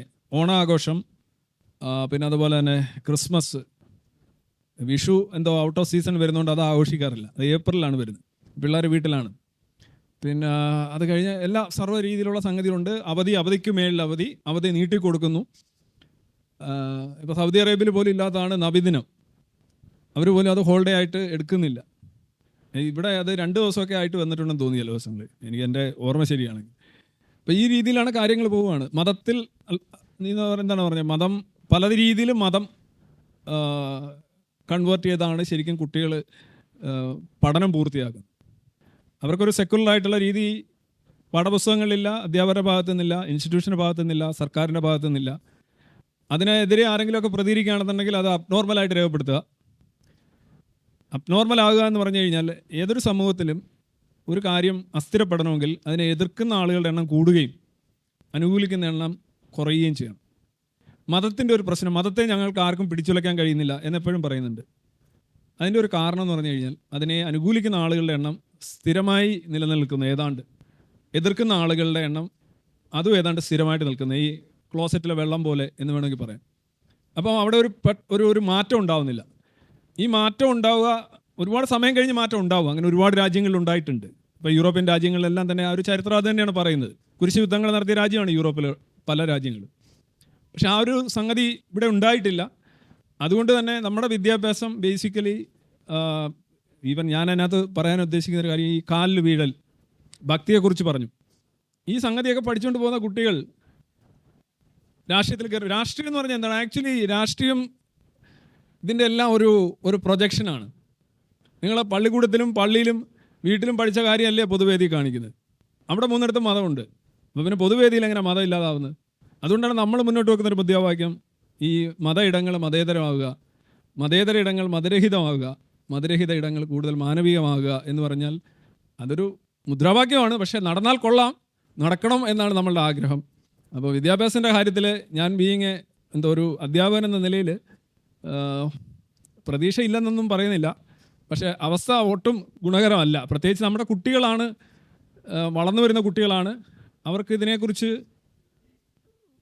ബേസിക്കലി അവർ വളരെ അന്ധവിശ്വാസികളാണ് നമ്മുടെ കുട്ടികൾ. ഞാൻ ഒരു നെഗറ്റീവ് സ്റ്റേറ്റ്മെൻ്റായിട്ട് നിങ്ങൾ എടുക്കരുത്. ഞാൻ പരിചയപ്പെട്ടിട്ടുള്ള സ്റ്റുഡൻസിൽ ഒരു 90% വളരെ വലിയ തോതിൽ പാരമ്പര്യവാദികളാണ്, വിശ്വാസികളാണ്, അന്ധവിശ്വാസികളാണ്, ശാസ്ത്രവിരുദ്ധരാണ്. ഈവൻ കെമിസ്ട്രിയും ഫിസിക്സും ബയോളജിയൊക്കെ പഠിക്കുന്ന കുട്ടികളുടെ അവസ്ഥയാണ്. കുട്ടികളെന്തോ വലിയ മാറ്റമുള്ളതാണ് എന്നൊക്കെ. പക്ഷേ ആക്ച്വലി എന്തെന്ന് വെച്ചാൽ അവരെ ചിറകുകളൊക്കെ വെട്ടിയാണ് വിടുന്നത്. അതുകൊണ്ട് കുട്ടികളിൽ എനിക്കൊന്ന് പേരൻസിനാണ് കൂടുതൽ കുറച്ചുകൂടി ഒരു മാറ്റം ഉണ്ടാക്കാൻ കഴിയുക. സ്കൂളിലൊക്കെ വരുമ്പോൾ സ്കൂളിൽ ഒരു മതത്തെയും ചോദ്യം ചെയ്യുന്നില്ല. വീട്ടിൽ ഏതെങ്കിലും അന്യമതത്തെങ്കിലും ചോദ്യം ചെയ്യാൻ പറ്റും. പക്ഷേ സ്കൂളിൽ, വിദ്യാലയത്തിൽ ഒരു മതത്തെയും ഒരു അന്ധവിശ്വാസത്തെയും ചോദ്യം ചെയ്യാൻ കുട്ടിക്ക് കഴിയില്ല. ഒരു അധ്യാപനം കഴിയില്ല. അങ്ങനെ ഒരു പാഠപുസ്തകത്തിൽ എന്തെങ്കിലും ഒരു വരി അധ്യാപനം പറഞ്ഞു കഴിഞ്ഞാൽ അവനെ സസ്പെൻഡ് ചെയ്യും. ഇപ്പോൾ ബയോളജി പഠിപ്പിച്ചതിന് ഒരു അധ്യാപകനെ ഈ അടുത്തിടെ പുള്ളി എൻ്റെ വാട്സപ്പ് മെസ്സേജിൽ വന്ന് പറയുമായിരുന്നു, പുള്ളി ബയോളജി പഠിപ്പിച്ച, ഇവല്യൂഷൻ പഠിപ്പിച്ചതാണ്, ഒരു ക്രിസ്ത്യൻ മാനേജ്മെൻറ്റ് സ്കൂളാണ്. പുള്ളിയെ ക്രിസ്ത്യൻ മാനേജ്മെൻ്റ് അല്ല, ഒരു മുസ്ലിം മാനേജ്മെൻറ്റ് സ്കൂളാണ്. പുള്ളിയെ സസ്പെൻഡ് ചെയ്തു. ചുമ്മാ സസ്പെൻഡ് ചെയ്ത് കുറച്ച് നേരം ഇരിക്കട്ടെ, നീ പഠിക്കട്ടെന്ന്. പരിണാമം പഠിക്കട്ടെന്നല്ല, ആ പാഠം വേറെയാണ്. ആ ഒരു അവസ്ഥയാണ് ഇവിടെ. അപ്പോൾ അത് പണ്ടേ ഉള്ളതാണ്. ഇപ്പോൾ പിന്നെ ഹിന്ദുത്വ രാഷ്ട്രീയവും BJP ഒക്കെ വരുമ്പോൾ നമ്മുടെ മെഡിക്കൽ കോളേജിലും ഈ മെഡിസിൻ്റെയൊക്കെ സിലബസ് തന്നെ നിങ്ങൾ കണ്ടിട്ടുണ്ട്. ചരക സംഹിത വെച്ച് ഇങ്ങനെ തുടങ്ങുകയാണ്. ആയുഷ്, പിന്നെ നമ്മളെ ISROയിൽ നോക്കിയാലും മതിയല്ലോ. ഇതെല്ലാം ബേസിക്കലി നമ്മളിതെല്ലാം ചെയ്യുന്നുണ്ട്. ടെക്നോളജിയും സയൻസും എല്ലാം നമ്മൾ സ്വാംശീകരിക്കുന്നുണ്ട്. അത് ഞാനൊരു 15 വർഷത്തിന് മുമ്പ് പറഞ്ഞൊരു കാര്യമാണ്. You are eating the fruits of science and cutting the Roots of science. അതെല്ലാം നമ്മൾ എടുക്കുന്നുണ്ട്. പക്ഷേ ഇതിങ്ങനെയാണ്. സാർ, ഈ മനുസ്മൃതി പോലുള്ള ഒരു അപരിഷ്കൃതമായിട്ടുള്ള ഒരു രീതി, അതിൽ ഉന്നയിക്കുന്ന രീതി ഇന്ത്യയിൽ ഇനി ഒരു പുനരാവർത്തനത്തിന് BJPക്ക് സാധ്യമാകുമെന്ന് സാർ കരുതുന്നുണ്ടോ? അങ്ങനെ ഒരു ഈ മനുസ്മൃതി, അതെനിക്ക് വന്നതൊക്കെ ഈ അംബേദ്കറൊക്കെ മനുസ്മൃതി കത്തിച്ച സമയത്ത് മനുസ്മൃതി പ്രസക്തമായ കാര്യങ്ങളായിരുന്നു. ഇന്നിപ്പോൾ ഈ മനുസ്മൃതിയെ എവിടെ ഒരെണ്ണം ഞാനൊരു വിമർശനം നടത്തണമെങ്കിൽ ഈ സാധനം ഞാൻ പോയി കണ്ടുപിടിക്കണം. ആദ്യം നമ്മൾ വെറുതെ ഈ നമ്മുടെ സമൂഹത്തെ ഇന്നിൻ്റെ യാഥാർത്ഥ്യങ്ങൾ ഇന്ന് എന്തൊക്കെയാണ്. ഇപ്പോൾ മൈക്ക് ഇന്നൊരു പ്രശ്നമാണ്, മനുസ്മൃതി ഇന്ന് അതേപോലെ പ്രശ്നമല്ല. മനുസ്മൃതി എന്താണെന്ന് അറിയുന്നവരോ കണ്ടിട്ടുള്ളവരോ, ഈവൻ ഹിന്ദുക്കളുടെ ഇടയിൽ, ഈവൻ ഗീതയെക്കുറിച്ച് ഞാൻ ഇത്രയും പറയുന്നുണ്ട്. ഗീതയൊക്കെ കമ്പോട് കമ്പ് ആദ്യാവസാനം വായിച്ചിട്ടുള്ള എത്രയോ ഹിന്ദുക്കൾ ഉണ്ടാവും. എനിക്കൊന്ന് ഭക്തിയൊക്കെ പലപ്പോഴും അന്ധമാണ്. അവർക്ക് ടെസ്റ്റ് എന്ന് പറയുന്നൊരു വിഷയമല്ല, സിലബസ് ഒരു വിഷയമല്ല. അവരാകെ ചിന്തിക്കുന്നത് ഈ പറയുന്നോണം എന്തെങ്കിലും കിട്ടണം, എന്തെങ്കിലും നടക്കണം, അധ്വാന വിരുദ്ധത, അമാനവികത, പരമത വിദ്വേഷം, അന്യനോടുള്ള സംശയം, ഈ സാധനങ്ങൾ അതൊക്കെ ഉണ്ട്. അതിന് ഈ ടെസ്റ്റിൻ്റെ ഒരു ആവശ്യമില്ല. ഇപ്പം മനുസ്മൃതി എനിക്ക് തോന്നുന്നു ഇന്നിപ്പം ഞാൻ മൊത്തത്തിൽ വായിച്ചിട്ടില്ല, ഇപ്പോൾ അദ്ദേഹം വായിച്ചിട്ടുണ്ടോ എനിക്കറിയില്ല. ഒരുപാട് സ്മൃതികളുണ്ട്. മനുസ്മൃതി ഇതേപോലെ ഒരു സ്മൃതിയാണ്. എൻ്റെ അടുത്ത് പലരും ചോദിക്കാതെ നിങ്ങളെന്താ മനുസ്മൃതിക്കെതിരെ പിന്നെ വിമർശനം ഉന്നയിക്കാത്തത്, അല്ലെ മനുസ്മൃതിയെ ഖണ്ഡിച്ചുകൊണ്ട് ഒരു എന്താ പറയുക സിനിമയല്ലല്ലോ പ്രസംഗം ചെയ്യാത്തത്. ഇത് സംഗതി ആദ്യം നോക്കണം, ഇത് എത്രമാത്രം ഇന്നത്തെ സമൂഹത്തിൽ ബാധകമാണ് എന്നുള്ളൊരു ചോദ്യമുണ്ട്. ഇന്നിപ്പോൾ മനുസ്മൃതി കത്തിച്ചു കഴിഞ്ഞാലും ഇന്നിപ്പോൾ ഓരോ കത്തിക്കാൻ തോന്നുന്നു. അംബേദ്കർ പണ്ട് കത്തിച്ചാണ്. ഇനിയിപ്പം ഈ കത്തിക്കുമ്പോൾ നമുക്കെതിരെ അക്രമം ഉണ്ടാകുന്നത് ഇത് വായിച്ചതുകൊണ്ടെന്നാവണമെന്നില്ല, അതിനെ അനുകൂലിക്കുന്നുണ്ടെന്നല്ല. എന്തോ മതപരമായ സാധനത്തെ നീ എതിർത്തു, അതുകൊണ്ട് നിന്നെ അടിക്കാം എന്നുള്ളതാണ് അക്രമം എന്നുള്ളതാണ്. അപ്പം മനുസ്മൃതി ഇന്നത്ര പ്രസക്തമാണ് എനിക്കറിയില്ല. ഞാനധികം ആളുകളത് അതിൻ്റെ പിന്നെ ഇന്നത്തെ ഇപ്പോൾ വിവാഹം, നമ്മളതിൽ നിന്നൊക്കെ ഒരുപാട് അകന്നു പോവുകയാണ്. സ്ത്രീകളുടെ അവകാശങ്ങളൊക്കെ സംബന്ധിച്ച് ആധുനിക ലിബറൽ സമൂഹത്തിൽ നമ്മൾ ഭരണഘടനയാണ് നോക്കേണ്ടത്. ഭരണഘടനയിൽ മനുസ്മൃതി ഇല്ലെന്നാണ് യഥാർത്ഥത്തിൽ ഓർഗനൈസർ പറഞ്ഞിട്ടുള്ളത്. അത് സ്വാതന്ത്ര്യത്തിനും കിട്ടുന്നതിന് ആ ഒരു കാലഘട്ടത്തിൽ 50കൾക്ക് മുന്നിലാണ് ഓർഗനൈസറിൽ അങ്ങനെ ഒരു ലേഖനം വന്നിരുന്നു. RSSൻ്റെ ഈ ഭാരതത്തിൻ്റെ ഭരണഘടനയിൽ ഭാരതീയമായത് അധികമൊന്നുമില്ല. അത് മനുസ്മൃതിയിലെ പല ആശയങ്ങളും അതിനകത്തില്ല. അതിനെക്കുറിച്ച് ഞാൻ ഒരു പ്രസൻറ്റേഷൻ ചെയ്തിട്ടുണ്ട്, നിങ്ങൾ ഒരുപക്ഷെ കണ്ടിട്ടുണ്ടാവും. അല്ല, ഇന്നിപ്പോൾ നമ്മൾ സംസാരിക്കുമ്പോൾ ഈ മനുസ്മൃതി വെച്ചുകൊണ്ടല്ലല്ലോ BJP വോട്ട് വാങ്ങിക്കുന്നത്. മനുസ്മൃതിക്ക് ഒരു വോട്ട് എന്നല്ലല്ലോ. ബേസിക്കലി ഇക്വേഷൻസൊക്കെ വ്യത്യാസമാണ്. നമ്മൾ അതിൻ്റെ പുറകെ പോയി കഴിഞ്ഞാൽ ഈ പ്രത്യേകിച്ച് എന്തെങ്കിലും എനിക്ക് പ്രസക്തമാണെന്ന് എനിക്ക് തോന്നുന്നില്ല. മനുസ്മൃതി ഈ രാമൻകുളങ്ങരയിലുള്ള മാതൃഭൂമി ബുക്ക് സ്റ്റാളിൽ വാങ്ങിക്കാൻ പറ്റും. ഈ ഓഡിയൻസിൻ്റെ കൂട്ടത്തിൽ ഒരു മജീഷ്യൻ ഇരിപ്പുണ്ട്. അത് എവിടെ ഇരിക്കുന്നത് എനിക്കറിയാൻ വയ്യ. RC ബോസ് എന്ന അദ്ദേഹത്തിൻ്റെ പേര്. കേരളത്തിൽ ഉടനീളം നടന്ന ദിവ്യാത്ഭുത അനാവരണ പരിപാടി നടത്തിയ ഒരാളാണ്. അദ്ദേഹത്തിൻ്റെ വീട്ടിൽ നിന്നാണ് ഞാൻ ഈ മനുസ്മൃതി എടുത്ത് വായിച്ചത്. മനുസ്മൃതി ഇന്ന് നമ്മൾ പരസ്യമായിട്ട് വായിക്കുന്നില്ലെങ്കിൽ ആളുകളുടെ മനസ്സിലുണ്ട്. അതുകൊണ്ടാണ് കേരളത്തിൽ ദുരഭിമാന കൊലകൾ സംഭവിക്കുന്നത്. അതുകൊണ്ടാണ് ദളിതരെ മാറ്റി നിർത്തണം എന്നുള്ളൊരു ചിന്ത ആളുകളിൽ ഉണ്ടാകുന്നത്. അതുകൊണ്ടാണ് പ്രണയവിവാഹത്തെ എതിർക്കുന്നത്. അതുകൊണ്ടാണ് സ്ത്രീകൾക്ക് സ്വാതന്ത്ര്യം വേണ്ട എന്ന് പറയുന്നത്. സ്ത്രീകളെ കുഞ്ഞായിരിക്കുമ്പോൾ അച്ഛൻ നോക്കിക്കോളും, യുവതിയാകുമ്പോൾ ഭർത്താവ് നോക്കും, വയസ്സാവുന്ന സമയത്ത് മക്കൾ നോക്കും. ഇതൊക്കെ പറഞ്ഞു വച്ചിരിക്കുന്ന കാര്യങ്ങളാണ്. സതിയെ അനുകൂലിക്കുന്ന ആളുകൾ ഇപ്പോഴുണ്ട്.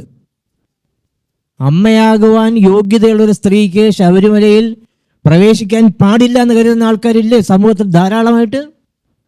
ഇവരുടെയൊക്കെ മനസ്സിലിരിക്കുന്ന പുസ്തകത്തിൻ്റെ പേരാണ് മനുസ്മൃതി. മനുസ്മൃതി ഇപ്പം പരസ്യമായിട്ട് കത്തിക്കണ്ട, മനസ്സിൽ കത്തിക്കണം. ഒരു വിഷപുസ്തകമാണിത്. വിഷ ആശയങ്ങൾ മുന്നോട്ട് വയ്ക്കുന്നൊരു പുസ്തകമാണിത്. അത് ആളുകൾ മനസ്സിൽ സൂക്ഷിച്ച് വെച്ചിട്ടുണ്ട് ഭദ്രമായിട്ട്. അതിൻ്റെ പ്രതിഫലനങ്ങളാണ് സമൂഹത്തിൽ നമ്മൾ കാണുന്നത്. അതുകൊണ്ട് മനസ്സിലിരിക്കുന്ന മനുസ്മൃതി കത്തിച്ച് കളയണം. പിന്നെ വേറെ നമ്മുടെ കുഞ്ഞുങ്ങൾ എങ്ങനെയാണ് വളരുന്നത്? ഇപ്പോൾ ഇത്രയും ആളുകളുണ്ടല്ലോ. SNCയിലെ കോഴിക്കോട് സമ്മേളനം എന്ന് പറഞ്ഞാൽ അത്ഭുതകരമായ ഒരു സമ്മേളനമായിരുന്നു. യുക്തിവാദികളായിട്ടുള്ള എത്ര ആളുകളാണ് ആ ഹാള് തിങ്ങി നിറഞ്ഞിങ്ങനെ ഇരുന്നത്. അവർക്കൊരു കുടുംബം ഉണ്ടല്ലോ. അവരുടെ കുഞ്ഞുങ്ങൾ എങ്ങനെയാണ് വളരുന്നത്? എനിക്ക് ഉത്തരവാദിത്തമായിട്ട് പറയാൻ പറ്റും, എൻ്റെ കുഞ്ഞുങ്ങളാരും അങ്ങനെയല്ല വളരുന്നത്. എൻ്റെ കുഞ്ഞുങ്ങൾ ജാതിയും മതവും ഇല്ലാത്തവർ തന്നെയാണ്. രേഖകളിൽ ജാതിയില്ല, മതമില്ല, ജീവിതത്തിൽ ജാതിയില്ല, മതമില്ല. അവരുടെ കൊച്ചു കുഞ്ഞുങ്ങൾ, അവർക്കും രേഖകളിൽ ജാതിയില്ല. സർക്കാർ സ്കൂളിൽ തന്നെയാണ് പഠിക്കുന്നത്. കേരളത്തിൽ അസാധാരണമായിട്ടുള്ള ഒരു അവാർഡുണ്ട്, നിങ്ങൾ കേട്ട് കാണും. മതമില്ലാത്ത ജീവൻ അവാർഡ് കേട്ടിട്ടുണ്ടോ? എന്ന് പറഞ്ഞാൽ മതമില്ലാത്ത ജീവൻ അറിയാലോ, പാഠം നമ്മൾ എല്ലാവരുടെ സമരം ചെയ്ത്, വർഗീയവാദികളെല്ലാവരുടെ സമരം ചെയ്ത് അവസാനിപ്പിച്ച ഒരു പാഠമായിരുന്നല്ലോ അത്. ഭയങ്കര രസമായിരുന്നു, ഓർമ്മയുണ്ടാവും നിങ്ങൾക്ക്. ആരെല്ലാമാണ് സമരം ചെയ്തത് നിങ്ങൾക്കറിയാം. മുഴുവൻ വർഗീയവാദികളും ക്രിസ്ത്യാനികളും മുസ്ലിങ്ങളും ഇല്ല. അതിനകത്ത് അൻവർ റഷീദ് എന്ന് പറയുന്ന ഒരാൾ ലക്ഷ്മി ദേവി എന്ന് പറയുന്ന ഒരാളിനെ കല്യാണം കഴിച്ചാണ് പ്രശ്നം. അപ്പോൾ അതിനകത്ത് രണ്ടുപേർക്ക് ഇടപെടാം. മുസ്ലിം സമുദായത്തിനും ആ പാഠം ശരിയല്ല എന്ന് പറഞ്ഞിട്ട് ഇടപെടാം, ഹിന്ദു സമുദായത്തിനും ഇടപെടാം. ക്രിസ്ത്യൻ സമുദായം എന്തിനാണ് ഇടപെട്ടത്? എനിക്കൊരു ഉത്തരം കിട്ടില്ല. ഞാൻ അവസാനം വിചാരിച്ചത് ഈ സ്കൂളിൻ്റെ മാനേജർ ക്രിസ്ത്യാനി ആയിരിക്കാം, അതുകൊണ്ടായിരിക്കാം അത് ഇടപെട്ടതെന്നാണ്. ഭയങ്കര രസമായിരുന്നു ആ സമരം. നിങ്ങൾക്ക് ഓർമ്മയില്ലേ? 7ാം ക്ലാസ്സിലെ പുസ്തകമാണ്. MS പേര് 7ാം ക്ലാസ്സിലെ പുസ്തകം മലപ്പുറത്ത് കത്തിച്ചു. 7ാം ക്ലാസ്സിലെ പുസ്തകം കിട്ടാഞ്ഞത് കാരണം 4ാം ക്ലാസ്സിലെ പുസ്തകം 3ാം ക്ലാസ്സിലെ പുസ്തകം കൂടെ ചേർത്ത് വെച്ച് കത്തിച്ചു. 7ാം ക്ലാസ്സിലെ പുസ്തകം ആകാൻ വേണ്ടിയിട്ട്. അപ്പോൾ ഈ മതമില്ലാത്ത ജീവൻ സർക്കാർ, ഇടതുപക്ഷ സർക്കാരാണ് ഒഴിവാക്കിയത്. ഇടതുപക്ഷ സർക്കാർ ഒരു കമ്മീഷനൊക്കെ വെച്ചിട്ട് തന്ത്രപരമായിട്ട് അതിനകത്ത് ഊരി. പക്ഷേ മതമില്ലാത്ത ജീവൻ അവാർഡ് എന്ന് പറഞ്ഞ അവാർഡുണ്ട്.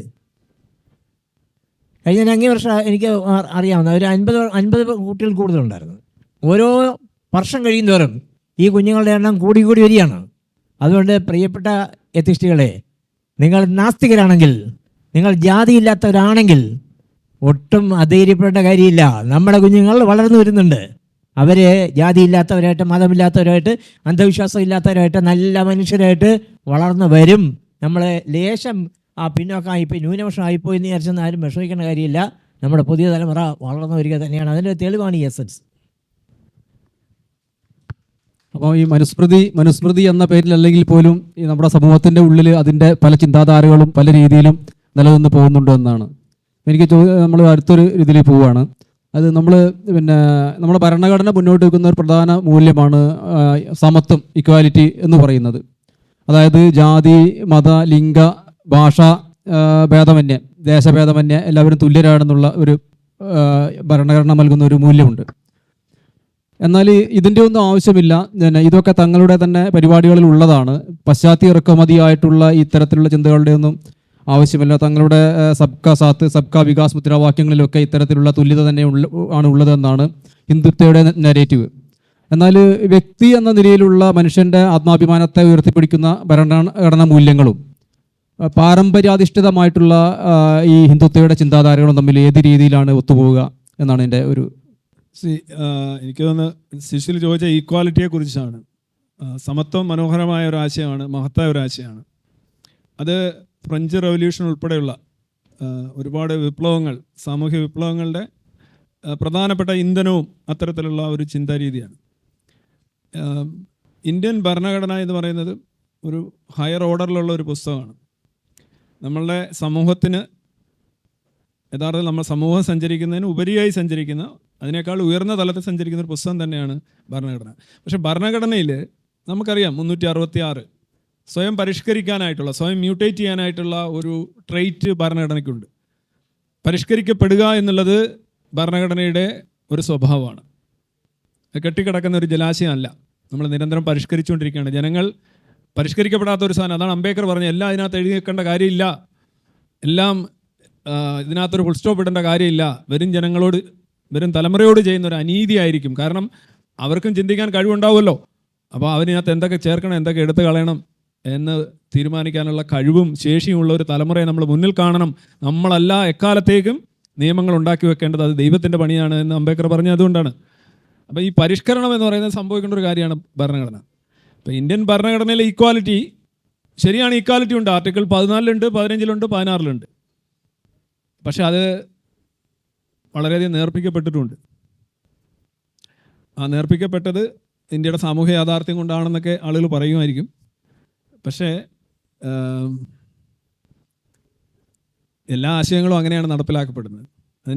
അതിൻ്റേതായിട്ടുള്ള സ്വഭാവത്തിൽ നടപ്പിലാക്കപ്പെടുന്നില്ല. ഇപ്പം ഞാൻ ആർട്ടിക്കിൾ 14 കുറിച്ചും 15 കുറിച്ചും 16 കുറിച്ചും, ഈക്വാലിറ്റി ബിഫോർ ലോ, ഡിസ്ക്രിമിനേഷനെതിരായിട്ടുള്ള ലോ, ഈക്വാലിറ്റി ഓഫ് ഓപ്പർച്യൂണിറ്റീസ്, അവസര സമത്വം, ഇതെല്ലാം നോക്കുകയാണ്. നിങ്ങൾ ആർട്ടിക്കിൾ 15 15, 3, 4, 5, 6, 16, 6 ഒക്കെ ഒന്ന് എടുത്ത് വായിച്ചു നോക്കൂ.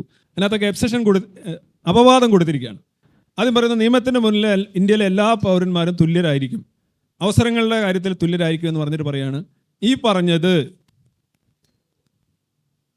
പട്ടികജാതി പട്ടികവർഗക്കാരുടെ സംവരണം, സ്റ്റേറ്റ് എടുക്കുന്ന സുരക്ഷിതമായ സംരക്ഷണ നടപടികൾ, എക്സ്ട്രാ പ്രിവിലേജ്, നിയമപരമായിട്ടുള്ള പ്രിവിലേജസ് ഇക്കാര്യത്തിൽ ബാധകമല്ല.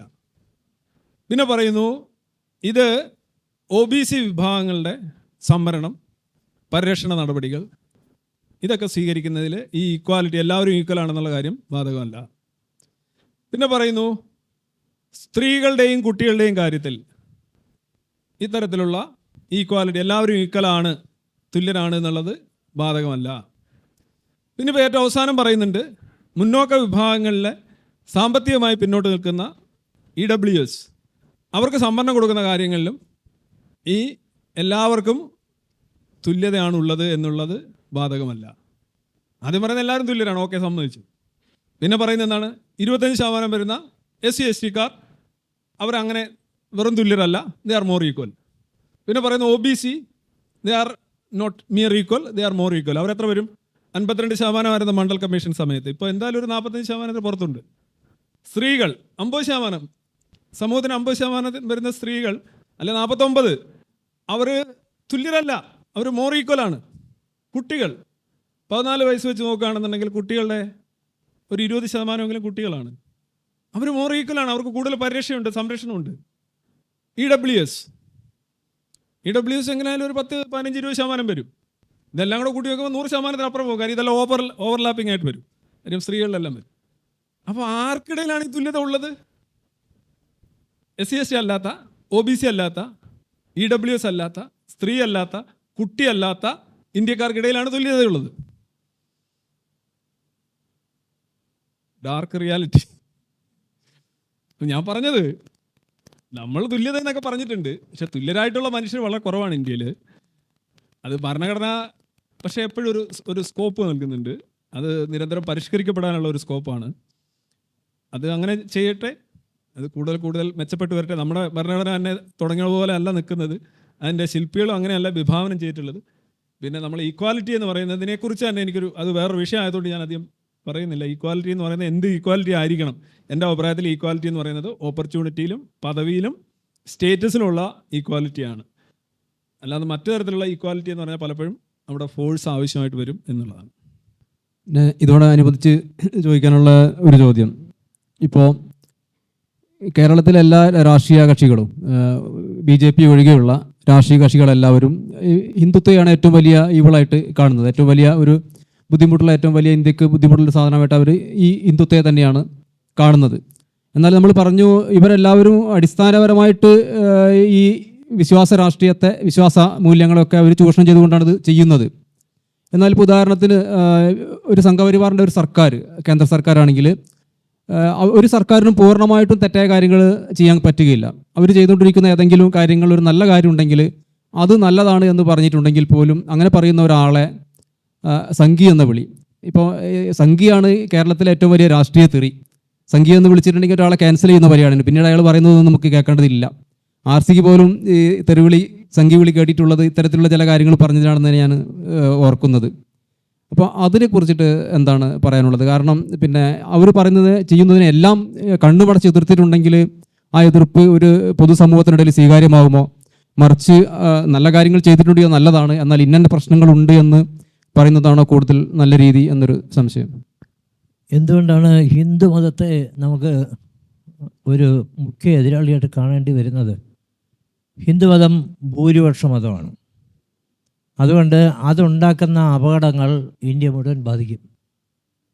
സിഖ് മതക്കാരുണ്ടാക്കുന്ന അപകടങ്ങൾ പഞ്ചാബിൽ ഒതുങ്ങും, കേരളത്തിലേക്ക് വരില്ല. അതേസമയം ഹിന്ദുമതക്കാരുണ്ടാക്കുന്ന പ്രശ്നങ്ങൾ കേരളത്തിലും വരും, കാശ്മീരിലും വരും. അതുകൊണ്ട് പ്രധാനപ്പെട്ട ഒരു അപകടം എന്ന് പറയുന്ന ആപത്തെന്ന് പറയുന്നത് ഹിന്ദുമതം തന്നെയാണ്. അതുകൊണ്ട് വേറെ മതങ്ങളും അല്ല എന്നല്ല ഞാനീ പറയുന്നത്. അങ്ങനെയല്ലേ അഭിപ്രായമുണ്ട്? നിങ്ങൾ എന്തുകൊണ്ടാണ് ഹിന്ദുമതത്തെ മാത്രം എപ്പോഴും വിമർശിക്കുന്നത്? അവരെ കിടന്ന് വിമർശിക്കേ, എന്നെ തല്ലിക്കുക, പക്ഷേ അവരെ കൂടെ തല്ല്. അതാണ്, എന്നെ തല്ലുന്നതിനകത്ത് എനിക്ക് സങ്കടമില്ല, പക്ഷെ അവരെ കൂടെ തല്ല്. അങ്ങനെ വിചാരിക്കുന്ന ആൾക്കാരുണ്ട്. അങ്ങനെ ഒരു മതത്തിൻ്റെ അഡിക്റ്റ് അല്ല നമ്മൾ, നിരീശ്വരവാദികൾ. അപ്പോൾ പുയ്യാപ്പിള എന്നുള്ള കവിതയെക്കുറിച്ച് പറഞ്ഞല്ലോ ഇവിടെ. ആ കവിത എങ്ങനെയാണ്? 8ാം ക്ലാസ്സിലെ എട്ടും പൊട്ടും തിരിയാത്ത കുഞ്ഞാമിനെ കാണാൻ ഒരാൾ വന്നു. ഒട്ടകവിയർപ്പിൻ്റെ സുഗന്ധം, താടി, തലേക്കെട്ട്, നെറ്റിയിൽ ചെമ്പുതൊട്ട്. ഉമ്മ പറഞ്ഞു പുയ്യാപ്ല, ബാപ്പ പറഞ്ഞു പുയ്യാപ്ല, കുഞ്ഞാമിനയുടെ ഉള്ളു പറഞ്ഞു ഉപ്പുപ്പാ ഉപ്പുപ്പാ. ഇത് ഹിന്ദുമതക്കാരെ വിമർശിച്ച് എഴുതിയ കവിതയാണോ?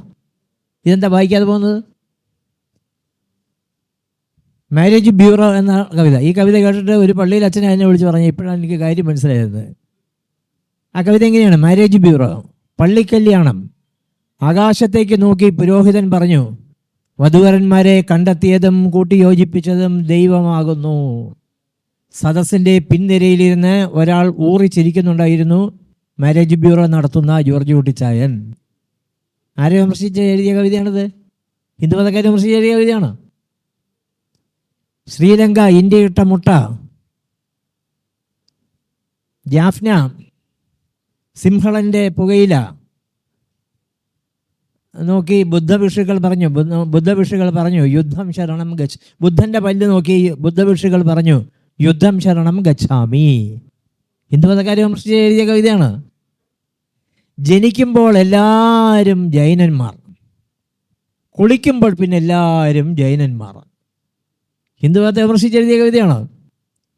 ഹിന്ദുമതം വിമർശനത്തിലെ 1ാം നമ്പർ ഹിന്ദുമതം തന്നെയാണ്. കാര്യം ഇന്ത്യയിൽ ഏറ്റവും കൂടുതൽ വ്യാപിച്ചിട്ടുള്ളത് ഹിന്ദുമതമാണ്.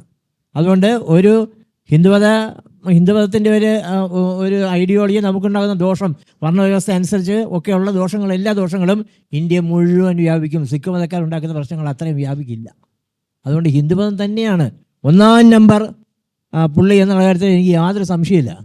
എല്ലാ മതത്തെ എതിർക്കുന്നതിനേക്കാൾ കൂടുതൽ, എല്ലാ മതത്തെ എതിർക്കുന്ന പോലെ തന്നെ, അല്ലെങ്കിൽ ഒരല്പം കൂടി കൂടുതലായിട്ട് ഇന്ത്യ നേരിടുന്ന ഏറ്റവും വലിയ വിപത്ത് എന്നുള്ള നിലയ്ക്ക് നമ്മൾ നാസ്തികർ, നിരീശ്വരവാദികൾ ഹിന്ദുമതത്തെ തള്ളി പറയേണ്ടതായിട്ട് ഉണ്ട്. കാര്യത്തിൽ എനിക്ക് പൂർണ്ണ യോജിപ്പാണ്. ഞാനൊക്കെ ബേസിക്കലി 15 പുസ്തകം എഴുതിയിട്ടുണ്ട്. ഞാൻ ഹിന്ദുമതത്തിനെതിരെ മാത്രമേ പുസ്തകം എഴുതിയിട്ടുള്ളൂ. വേറെ ഒരു മതത്തിനെതിരെ പുസ്തകം എഴുതിയിട്ടില്ല. ഏറ്റവും കൂടുതൽ ഇന്ത്യയെ സംബന്ധിച്ച് ഇന്ത്യയിൽ ഏറ്റവും കൂടുതൽ ഭൂരിപക്ഷ മതം ഹിന്ദുമതമാണ്. മതരാഷ്ട്രീയത്തിന് ഏറ്റവും കൂടുതൽ സ്കോപ്പുള്ളത് ഹിന്ദുമതത്തിനാണ്. അതാണ് ഇപ്പോൾ നടന്നുകൊണ്ടിരിക്കുന്നത്. ഇന്ത്യയെ സംബന്ധിച്ചുള്ള അതാണ്, അതിനകത്ത് യാതൊരു സംശയമില്ല. ഇതൊന്നും ഒരു കാരണഘട്ടത്തിലും ഡിബേറ്റബിൾ ആയിട്ടുള്ള കാര്യമല്ല. പക്ഷേ മതഭീകരത എന്ന് നമ്മൾ മൊത്തത്തിൽ പറയുമ്പോൾ ആഗോള ഭീകരത, ദേശീയ ഭീകരത, സംസ്ഥാന ഭീകരത, പഞ്ചായത്ത് ഭീകരത, വീട്ടിലെ ഭീകരത, ഈ ഭീകരതകളെല്ലാം ഏറ്റവും കൂടുതൽ നമ്മളെ അഫക്റ്റ് ചെയ്യുന്ന വീട്ടിലെ ഭീകരതയായിരിക്കും. ഭർത്താവിൻ്റെ സ്വഭാവമായിരിക്കും ഒരു മക്കളെയും കുട്ടികളെയും ഏറ്റവും കൂടുതൽ അഫക്റ്റ് ചെയ്യുന്നത്. അപ്പോൾ ഇത് എല്ലാത്തിനകത്തും അതിൻ്റേതായിട്ടുള്ള പ്രസക്തിയുണ്ട്, പ്രാധാന്യമുണ്ട്. അപ്പോൾ ഹിന്ദുമതത്തെ കൂടുതൽ എതിർക്കുക, അതിൻ്റെ സാഹിത്യത്തെ കൂടുതൽ വിമർശിക്കുക, അതിൻ്റെ രാഷ്ട്രീയത്തെ കൂടുതൽ എതിർക്കുക എന്നുള്ളത് അബ്സല്യൂട്ട്ലി കറക്റ്റായിട്ടുള്ള കാര്യമാണ്. അത് ഇന്ത്യൻ കോണ്ടെക്സ്റ്റിൽ കറക്റ്റാണ്. പക്ഷേ അതുകൊണ്ട് വേറെ ഒന്നും ചെയ്യരുത് എന്നുള്ള ഒരു തീട്ടൂരം പലരും ഇവിടെ ഇറക്കാറുണ്ട്. അത് സ്വീകരിക്കാൻ സാധിക്കില്ല. കാരണം സമ്മതിച്ചു, ഒന്നാം റാങ്ക്, 2ാം റാങ്ക്, 3ാം റാങ്ക് ഹിന്ദുമതം, 4ാം റാങ്കിൽ ആളുണ്ട്, ആളിനെ നമ്മൾ എടുക്കും. അപ്പോൾ പിന്നെ അവിടെ വേറെ കാര്യങ്ങൾ പറഞ്ഞിട്ടില്ല. നിങ്ങൾ എന്ത് ചാപ്പ അടിച്ചിട്ടും കാര്യമില്ല. അതാണ് ഞാൻ സൂചിപ്പിച്ചത്. ബംഗ്ലാദേശിൻ്റെ കാര്യത്തിൽ ഇന്ത്യയിലെ കമ്മ്യൂണിസ്റ്റ് പാർട്ടികൾ എടുത്തിരിക്കുന്ന നിലപാടുണ്ട്, നിങ്ങൾ ശ്രദ്ധിക്കണം. ബംഗ്ലാദേശിലെ ന്യൂനപക്ഷത്തിനോടൊപ്പമാണ് ഇന്ത്യൻ കമ്മ്യൂണിസ്റ്റ് പാർട്ടി എടുത്തിരിക്കുന്ന നിലപാട്. ബംഗ്ലാദേശിലെ ന്യൂനപക്ഷം ആരാണ്? ഹിന്ദുക്കളാണ്. അപ്പോൾ ഓരോ രാജ്യത്തും ഓരോ തരത്തിലുള്ള ഭൂരിപക്ഷ വർഗീയത ഉണ്ടാകുന്ന സമയത്ത് ഓരോ കമ്മ്യൂണിസ്റ്റുകാരനും അല്ലെങ്കിൽ ഓരോ എത്തിയിഷ്ടം, ഞാനടക്കമുള്ള ആളുകൾ എടുക്കുന്ന നിലപാട്, ഞാൻ തസ്ലിമ നസ്രിനെ അനുകൂലിച്ച ഒരാളാണ്. തസ്ലിമ നസ്രിൻ്റെ പുസ്തകങ്ങൾ വായിക്കുകയും അവരെക്കുറിച്ച് ലേഖനങ്ങൾ എഴുതി അവരെക്കുറിച്ച് 100 കണക്കിന് തവണ വർത്തമാനം പറയുകയും ചെയ്തിട്ടുള്ള ഒരാളാണ്. തസ്ലിമ നസ്രീൻ അവരുടെ പുസ്തകങ്ങൾ എഴുതിയിട്ടുള്ളത് എല്ലാം അവിടുത്തെ ന്യൂനപക്ഷങ്ങളായ ഹിന്ദുക്കൾ അനുഭവിക്കുന്ന പ്രശ്നങ്ങളാണ്. അതുപോലെയുള്ള പ്രശ്നങ്ങളാണ് ഇവിടെ പ്രതിസ്ഥാനത്ത് വരുന്നത് ഹിന്ദുവാണ്, അവിടെ പ്രതിസ്ഥാനത്ത് വരുന്നത് ജമാഅത്തെ ഇസ്ലാമിയാണ്. ജമാഅത്തെ ഇസ്ലാമി ഇന്ത്യയിൽ വരുന്ന സമയത്ത് അവരുടെ പേര് തന്നെ വേറെയാണ്. ജമാഅത്തെ ഇസ്ലാമി ഹിന്ദ് എന്നാണ് അവരുടെ പേര്. ഹിന്ദ് എന്ന് പറഞ്ഞാൽ ഹിന്ദുസ്ഥാൻ എന്ന് പറഞ്ഞാൽ ഇന്ത്യ എന്നുള്ള അർത്ഥത്തിലല്ല, ഹിന്ദു മതക്കാരെന്നുള്ള അർത്ഥത്തിലല്ല. അപ്പോൾ എവിടെയായാലും പീഡിപ്പിക്കുന്ന ജനങ്ങളോടൊപ്പം മനുഷ്യസ്നേഹികൾ നിൽക്കും. ബംഗ്ലാദേശിലാണെങ്കിൽ അവിടുത്തെ ന്യൂനപക്ഷത്തിനോടൊപ്പം, ഇന്ത്യയിലാണെങ്കിൽ അവിടുത്തെ ന്യൂനപക്ഷമാണ് പീഡിപ്പിക്കപ്പെടുന്നതെങ്കിൽ അവരോടൊപ്പം നിൽക്കും. പറയുമ്പോഴോ ഈ ബംഗ്ലാദേശിലെ ന്യൂനപക്ഷ പീഡനം, അതിനെതിരെ ഈ കമ്മ്യൂണിസ്റ്റുകാർ നിലപാടെടുക്കുന്നു എന്ന് അദ്ദേഹം സൂചിപ്പിച്ചു. നല്ല കാര്യം, ഞാൻ കണ്ടു. അതിൻ്റെ കാരണം പറഞ്ഞത് ജമാഅത്തെ ഇസ്ലാമിയുടെ ബംഗ്ലാദേശി വിഭാഗമാണ് അവിടെ പീഡനം നടത്തുന്നത് എന്നുള്ളത് കൊണ്ടാണ്. ഇവിടെയും ജമാഅത്തെ ഇസ്ലാമിക്കെതിരെയാണ്. അപ്പം ഇവിടെ ജമാഅത്തെ ഇസ്ലാമിക്കെതിരെയാണ്, അവിടെ ജമാഅത്തെ ഇസ്ലാമി നടത്തുന്ന കാര്യങ്ങൾക്കും എതിരാണ്. അപ്പോൾ രാഷ്ട്രീയപരമായിട്ട് ഓക്കെയാണ്. പക്ഷേ ഈ ന്യൂനപക്ഷങ്ങൾക്കെതിരെയുള്ള പീഡനം ബംഗ്ലാദേശിൽ മാത്രമല്ല, ഇപ്പോഴല്ല ബംഗ്ലാദേശിൽ ന്യൂനപക്ഷ പീഡനം നടക്കുന്നത്, അതിന് മുന്നേ നടക്കുന്നുണ്ടായിരുന്നു, വലിയ തോതിൽ നടക്കുന്നുണ്ടായിരുന്നു, പല ഘട്ടങ്ങളിൽ നടന്നിരുന്നുണ്ട്. ഈവൻ ഷെയ്ഖ് ഹസീനയുടെ മന്ത്രിസഭയിൽ ഇരിക്കുന്ന സമയത്ത് പോലും പീഡനങ്ങൾ നടക്കുകയായിരുന്നു. അന്ന് ഇത്തരത്തിലുള്ള ഒരു ഔദാര്യം ഞാൻ കണ്ടിട്ടില്ല. പിന്നെ പാകിസ്ഥാനിലെ ന്യൂനപക്ഷ പീഡനം നടക്കാറുണ്ട്, അപ്പോഴും നമ്മളത് കാണുന്നില്ല. അഫ്ഗാനിസ്ഥാനിലെ സ്ത്രീകൾ വളരെ ദയനീയമായിട്ടുള്ള അവസ്ഥയിലേക്ക് പോകുന്നുണ്ട്. അതിനെതിരെയുള്ള പ്രതിഷേധം വരും. ഈവൻ ഇറാനിൽ അവിടെ സ്ത്രീകൾക്ക് നേരിടേണ്ടി വരുന്ന അവസ്ഥകൾ, അവിടെ നോബൽ സമ്മാന ജേതാവ് വരെ ജയിലിലായിരുന്നു. അതിനെതിരെയൊക്കെ ഇവിടെ എന്ത് പ്രകടനം നടന്നിട്ടുണ്ട്? ഇറാഖിൽ വിഷം തളിച്ചു കൊന്നു കുർദുകൾക്ക് മേളിൽ സദാം ഹുസൈൻ. പക്ഷേ സദാം ഹുസൈനെയാണ് ഇവിടെ ആരാധിക്കപ്പെട്ടതും പ്രോത്സാഹിപ്പിക്കപ്പെട്ടതും ആഘോഷിക്കപ്പെട്ടതും. ന്യൂനപക്ഷങ്ങൾക്കെതിരെ നിൽക്കുന്നു, ന്യൂനപക്ഷങ്ങൾക്കെതിരെയുള്ള ആക്രമണങ്ങൾക്കെതിരെ നിൽക്കുന്നു എന്നുള്ളത് ഞാൻ കേരളത്തിൽ കണ്ടിട്ടില്ല. അതൊരു നിലപാടല്ല, കമ്മ്യൂണിസ്റ്റുകളുടെ നിലപാടല്ല. അങ്ങനെ ഒറ്റപ്പെട്ടൊരു ഉദാഹരണം ഇപ്പോൾ വന്നത്, ഞാനതിനെ സ്വാഗതം ചെയ്യുന്നു. What they are doing is right. I appreciate that. പക്ഷേ അത് വന്നത് ജമാഅത്തെ ഇസ്ലാമി ബംഗ്ലാദേശിൽ അത് ചെയ്യുന്നു, ജമാഅത്തെ ഇസ്ലാമി ഇവിടെയും ഞങ്ങൾ പോട്ടിയാണ്. അപ്പോൾ രണ്ടും ഒരേ രീതിയിൽ എന്തോ ഒരു കക്ഷി രാഷ്ട്രീയപരമായിട്ടുള്ള എതിർപ്പായിട്ട് മാത്രമേ കാണാൻ കഴിയൂ. Unless and until you oppose every persecution of minorities everywhere in the world, you do not do that. അഫ്ഗാനിസ്ഥാനിൽ ജമാഅത്തെ ഇസ്ലാമി അല്ലല്ലോ പ്രശ്നം ഉണ്ടാക്കുന്നത്, താലിബാൻ അല്ലേ? അപ്പോൾ കേരളത്തിലെ പുരോഗമനവാദികൾ അവിടെ ആരുടെ കൂടെയാണ്? താലിബാൻ ഭരണത്തിനോട് എതിരാണോ? ആണോ? അല്ലല്ലോ. ഒരു കമ്മ്യൂണിസ്റ്റുകാരനല്ലേ തല്ലി കൊന്ന് പോസ്റ്റുകാരെ കെട്ടിത്തൂക്കിയിട്ടത്? താലിബാൻ അനുകൂലമല്ല. അവിടെ പ്രശ്നം ജമാഅത്തെ ഇസ്ലാമി അല്ല. ഒരു രാജ്യത്തെ ജമാഅത്തെ ഇസ്ലാമി ആണോ അല്ലയോ എന്ന് നോക്കി അല്ല ഒരു മനുഷ്യസ്നേഹി ഒരു തീരുമാനം എടുക്കുന്നത്. അങ്ങനെ ആയിരിക്കണം. പക്ഷേ നജീബിനെ പീഡിപ്പിച്ചത് കമ്മ്യൂണിസ്റ്റുകാരനായിരുന്നല്ലോ നജീബ് പണ്ട്. പിന്നെ അദ്ദേഹം പള്ളിയിലൊക്കെ കയറി പള്ളിയിൽ നിന്ന് ഇറങ്ങാത്ത അവസ്ഥയായി. അവസാന ഘട്ടത്തിൽ അങ്ങനെ അദ്ദേഹം പേടിച്ചുപോയി. പക്ഷേ അദ്ദേഹത്തിനെതിരെ പീഡനം നടന്നു. സദാം ഹുസൈൻ ന്യൂനപക്ഷങ്ങളെ പേടിപ്പിച്ചു. ഇറാനിലെ സ്ത്രീകൾക്കെതിരെയുള്ള പീഡനം നടക്കുന്നു. എല്ലായിടത്തും പീഡനം നടക്കുന്നു. ഇവിടെ അങ്ങനെ എവിടെയാണ് നിലപാടെടുക്കുന്നത്? ഞാൻ കണ്ടിട്ടില്ല അങ്ങനെ. അങ്ങനെയാണെങ്കിൽ ഏറ്റവും വലിയ ന്യൂനപക്ഷം ജൂതന്മാരാണ്. 4% പോലും വരുന്നില്ല. ഈവൻ അവിടെ പോലും ജൂതവിരുദ്ധമായിട്ടുള്ള നിലപാടാണ് കമ്മ്യൂണിസ്റ്റുകൾ തുടക്കത്തിൽ തന്നെ സ്വീകരിച്ചിട്ടുള്ളത്. മാർക്സിൻ്റെ സാഹിത്യത്തിൽ നല്ല തോതിൽ ജൂതവിരുദ്ധതയും ആൻറ്റിസെമിറ്റിസവും ഉണ്ട്. അതിന് ശേഷവും നമ്മൾ നോക്കുകയാണെന്നുണ്ടെങ്കിൽ പലയിടത്തും ജൂതൻ്റെ കൂടെ നിൽക്കുന്നില്ല. ജൂതൻ ഒരു മൈനോറിറ്റി ആണെങ്കിലും ജൂതൻ്റെ കൂടെ നിൽക്കുന്നില്ല. അപ്പം സെലക്റ്റീവ് ആണ് എന്നുള്ളതാണ്. അത് ഈ ബംഗ്ലാദേശിൽ ഇപ്പോൾ വന്ന ഒരു കാര്യം വെച്ച് അതിനെ മറക്കാൻ കഴിയുമെന്ന് എനിക്ക് തോന്നുന്നില്ല. ഞാനൊക്കെ കമ്മ്യൂണിസ്റ്റ് പാർട്ടിയുടെ സജീവ പ്രവർത്തകനായിരുന്ന സമയത്താണ് തസ്ലീമ ബംഗാളിലേക്ക് അഭയം തേടി വന്നത്. അന്ന് അഭയം കൊടുത്തിട്ടില്ല എന്നാണ് എൻ്റെ ഓർമ്മ. എൻ്റെ ഓർമ്മ ശരിയാണോ? അവിടെ നിന്ന് അടിച്ചോടിക്കുകയറിയില്ല, ബംഗാളിൽ നിന്ന് അടിച്ചോടിക്കുകയായിരുന്നു ഗവൺമെന്റ്. നമ്മൾ അടുത്തൊരു ചോദ്യത്തിലേക്ക് പോവുകയാണ്. പിന്നെ ഇതിന് ശേഷം ഞാൻ 2-3 ചോദ്യത്തിന് ശേഷം മൈക്ക് പുറത്തേക്ക് തരുന്നതാണ്. പിന്നെ ഇപ്പോൾ ഇന്ത്യയിൽ നടന്നുകൊണ്ടിരിക്കുന്നത് പശുവിൻ്റെ പേരിലുള്ള ഹത്യകൾ, നിയമം കയ്യിലെടുത്തുകൊണ്ട് ഗോസംരക്ഷകരായിട്ടുള്ള ആളുകൾ അഴിഞ്ഞാടുന്നുണ്ട്. ഇതിൽ പലപ്പോഴും ഹിംസിക്കപ്പെടുന്നത് പശുവിനെ കൊന്നിട്ടായിരിക്കില്ല, മറ്റെന്തെങ്കിലും പേരിലായിരിക്കും അടിച്ചു കൊല്ലപ്പെടുന്നത്, പീഡിപ്പിക്കപ്പെടുന്നത് മുസ്ലിങ്ങളാവോ അല്ലെങ്കിൽ ദലിതരോ ഒക്കെ ആയിട്ടുള്ള ആളുകളാണ്. ഇത് ഒരു പക്ഷേ ഗോഹത്യകൾ അല്ല പശുവിൻ്റെ പേരിലുള്ള വയലൻസ് ഇന്ത്യയിൽ BJP സർക്കാർ വരുന്നതിന് മുമ്പ് ഉണ്ടായിട്ടുണ്ട്. മുമ്പ് ഒരുപാട് കാലത്തെ ചരിത്രമുണ്ട് അതിന്. പക്ഷേ ഇപ്പോൾ അതിന് ഇന്ത്യയിലെ ഭരണകൂടത്തിൻ്റെ മൗനാനുവാദമോ പിന്തുണയോ ഒക്കെ ലഭിക്കുന്നുണ്ട് എന്ന് പറഞ്ഞാൽ അത് എത്രത്തോളം ശരിയാണ്? ഈ ഭരണകൂടത്തിൻ്റെ പിന്തുണയോട് കൂടിയിട്ടല്ലേ ഈ രീതിയിലുള്ള ഹത്യകൾ നടക്കുന്നത്? ഇത് ഒരുപക്ഷെ ബംഗ്ലാദേശിലൊക്കെ നടക്കുന്ന ന്യൂനപക്ഷ പീഡനങ്ങളോട് ഏത് രീതിയിലാണ് സാമ്യപ്പെടുത്താവുന്നത് എന്ന്? യെസ്. പശുവിൻ്റെ പീഡനം അല്ലെ പശുവിൻ്റെ പേരിലുള്ള കൊല എന്ന് പറയുന്നത് ഒരു 150-160 വർഷത്തെ ചരിത്രമുള്ള സാധനമാണ്. പക്ഷേ ഇപ്പോൾ 2014 ശേഷം അതിനകത്തുണ്ടായ ഒരു എസ്കലേഷൻ. അതിനകത്ത് BJPയുടെ നയങ്ങൾക്കും അതുപോലെ തന്നെ പ്രധാനമന്ത്രിയുടെ മൗനം ഉൾപ്പെടെയുള്ള കാര്യങ്ങൾക്ക് ഗണ്യമായിട്ടുള്ള പിന്തുണയുണ്ട് എന്നുള്ളത് ശരിയാണ്. ഞാനൊരു പുസ്തകം തന്നെ എഴുതിയിട്ടുണ്ട്, ബീഫും ബിലീഫും. അതിനകത്ത് പറയുന്ന കാര്യം ഇത് തന്നെയാണ്. ഇത് പണ്ടേ ഉള്ള കാര്യമാണ്, ഇത് പുതിയ കാര്യമൊന്നുമല്ല. BJP ഇത് കോൺഗ്രസിൻ്റെ കയ്യിരുന്ന പന്താണ് BJP അടിച്ചുകൊണ്ട് പോയി ഇപ്പോൾ ഗോൾ അടിച്ചുകൊണ്ടിരിക്കുന്നത്. ഇത് ഞാൻ ഈ പറഞ്ഞ ആദ്യത്തെ മതപരമായ ഐക്യം എന്ന് പറയുന്ന ഒരു സാമൂഹ്യ വിഭവത്ത് നിങ്ങളൊരു മതത്തിൻ്റെ പേരിൽ ഐഡൻറ്റിഫൈ പെടുന്നു. നമ്മളുടെ സാധനം എന്ന് പറഞ്ഞാൽ പശുവാണ്, പശുവിനെ ഇന്നാരെ കൊല്ലുന്നു, അപ്പോൾ അവനെതിരെ നിൽക്കുക. ഇതാണ് അതിൻ്റെ അടിസ്ഥാനപരമായിട്ടുള്ള കാര്യം. അത് 2014 ശേഷം അത് എസ്കലേറ്റ് ചെയ്തിട്ടുണ്ട്. അപ്പോൾ ലോകം മുഴുവൻ, ഇന്ത്യ മുഴുവൻ, കേരളത്തിലും എല്ലാം തന്നെ വലിയ പ്രതിഷേധം ഉണ്ടായപ്പോൾ അത് സ്വാഭാവികമായിട്ടും അതൊന്ന് തണുത്തിട്ടുണ്ട്. എന്നാൽ ഇപ്പോഴും പലയിടങ്ങളിലും ഒറ്റപ്പെട്ട സംഭവങ്ങൾ നില നടക്കുന്നുണ്ട്. അതിൽ മതരാഷ്ട്ര നിർമ്മിതിക്ക് പങ്കുണ്ട്. ഈ BRP ഭാസ്കർ പറഞ്ഞൊരു കാര്യം നിങ്ങൾ വായിച്ചിട്ടുണ്ടാവും.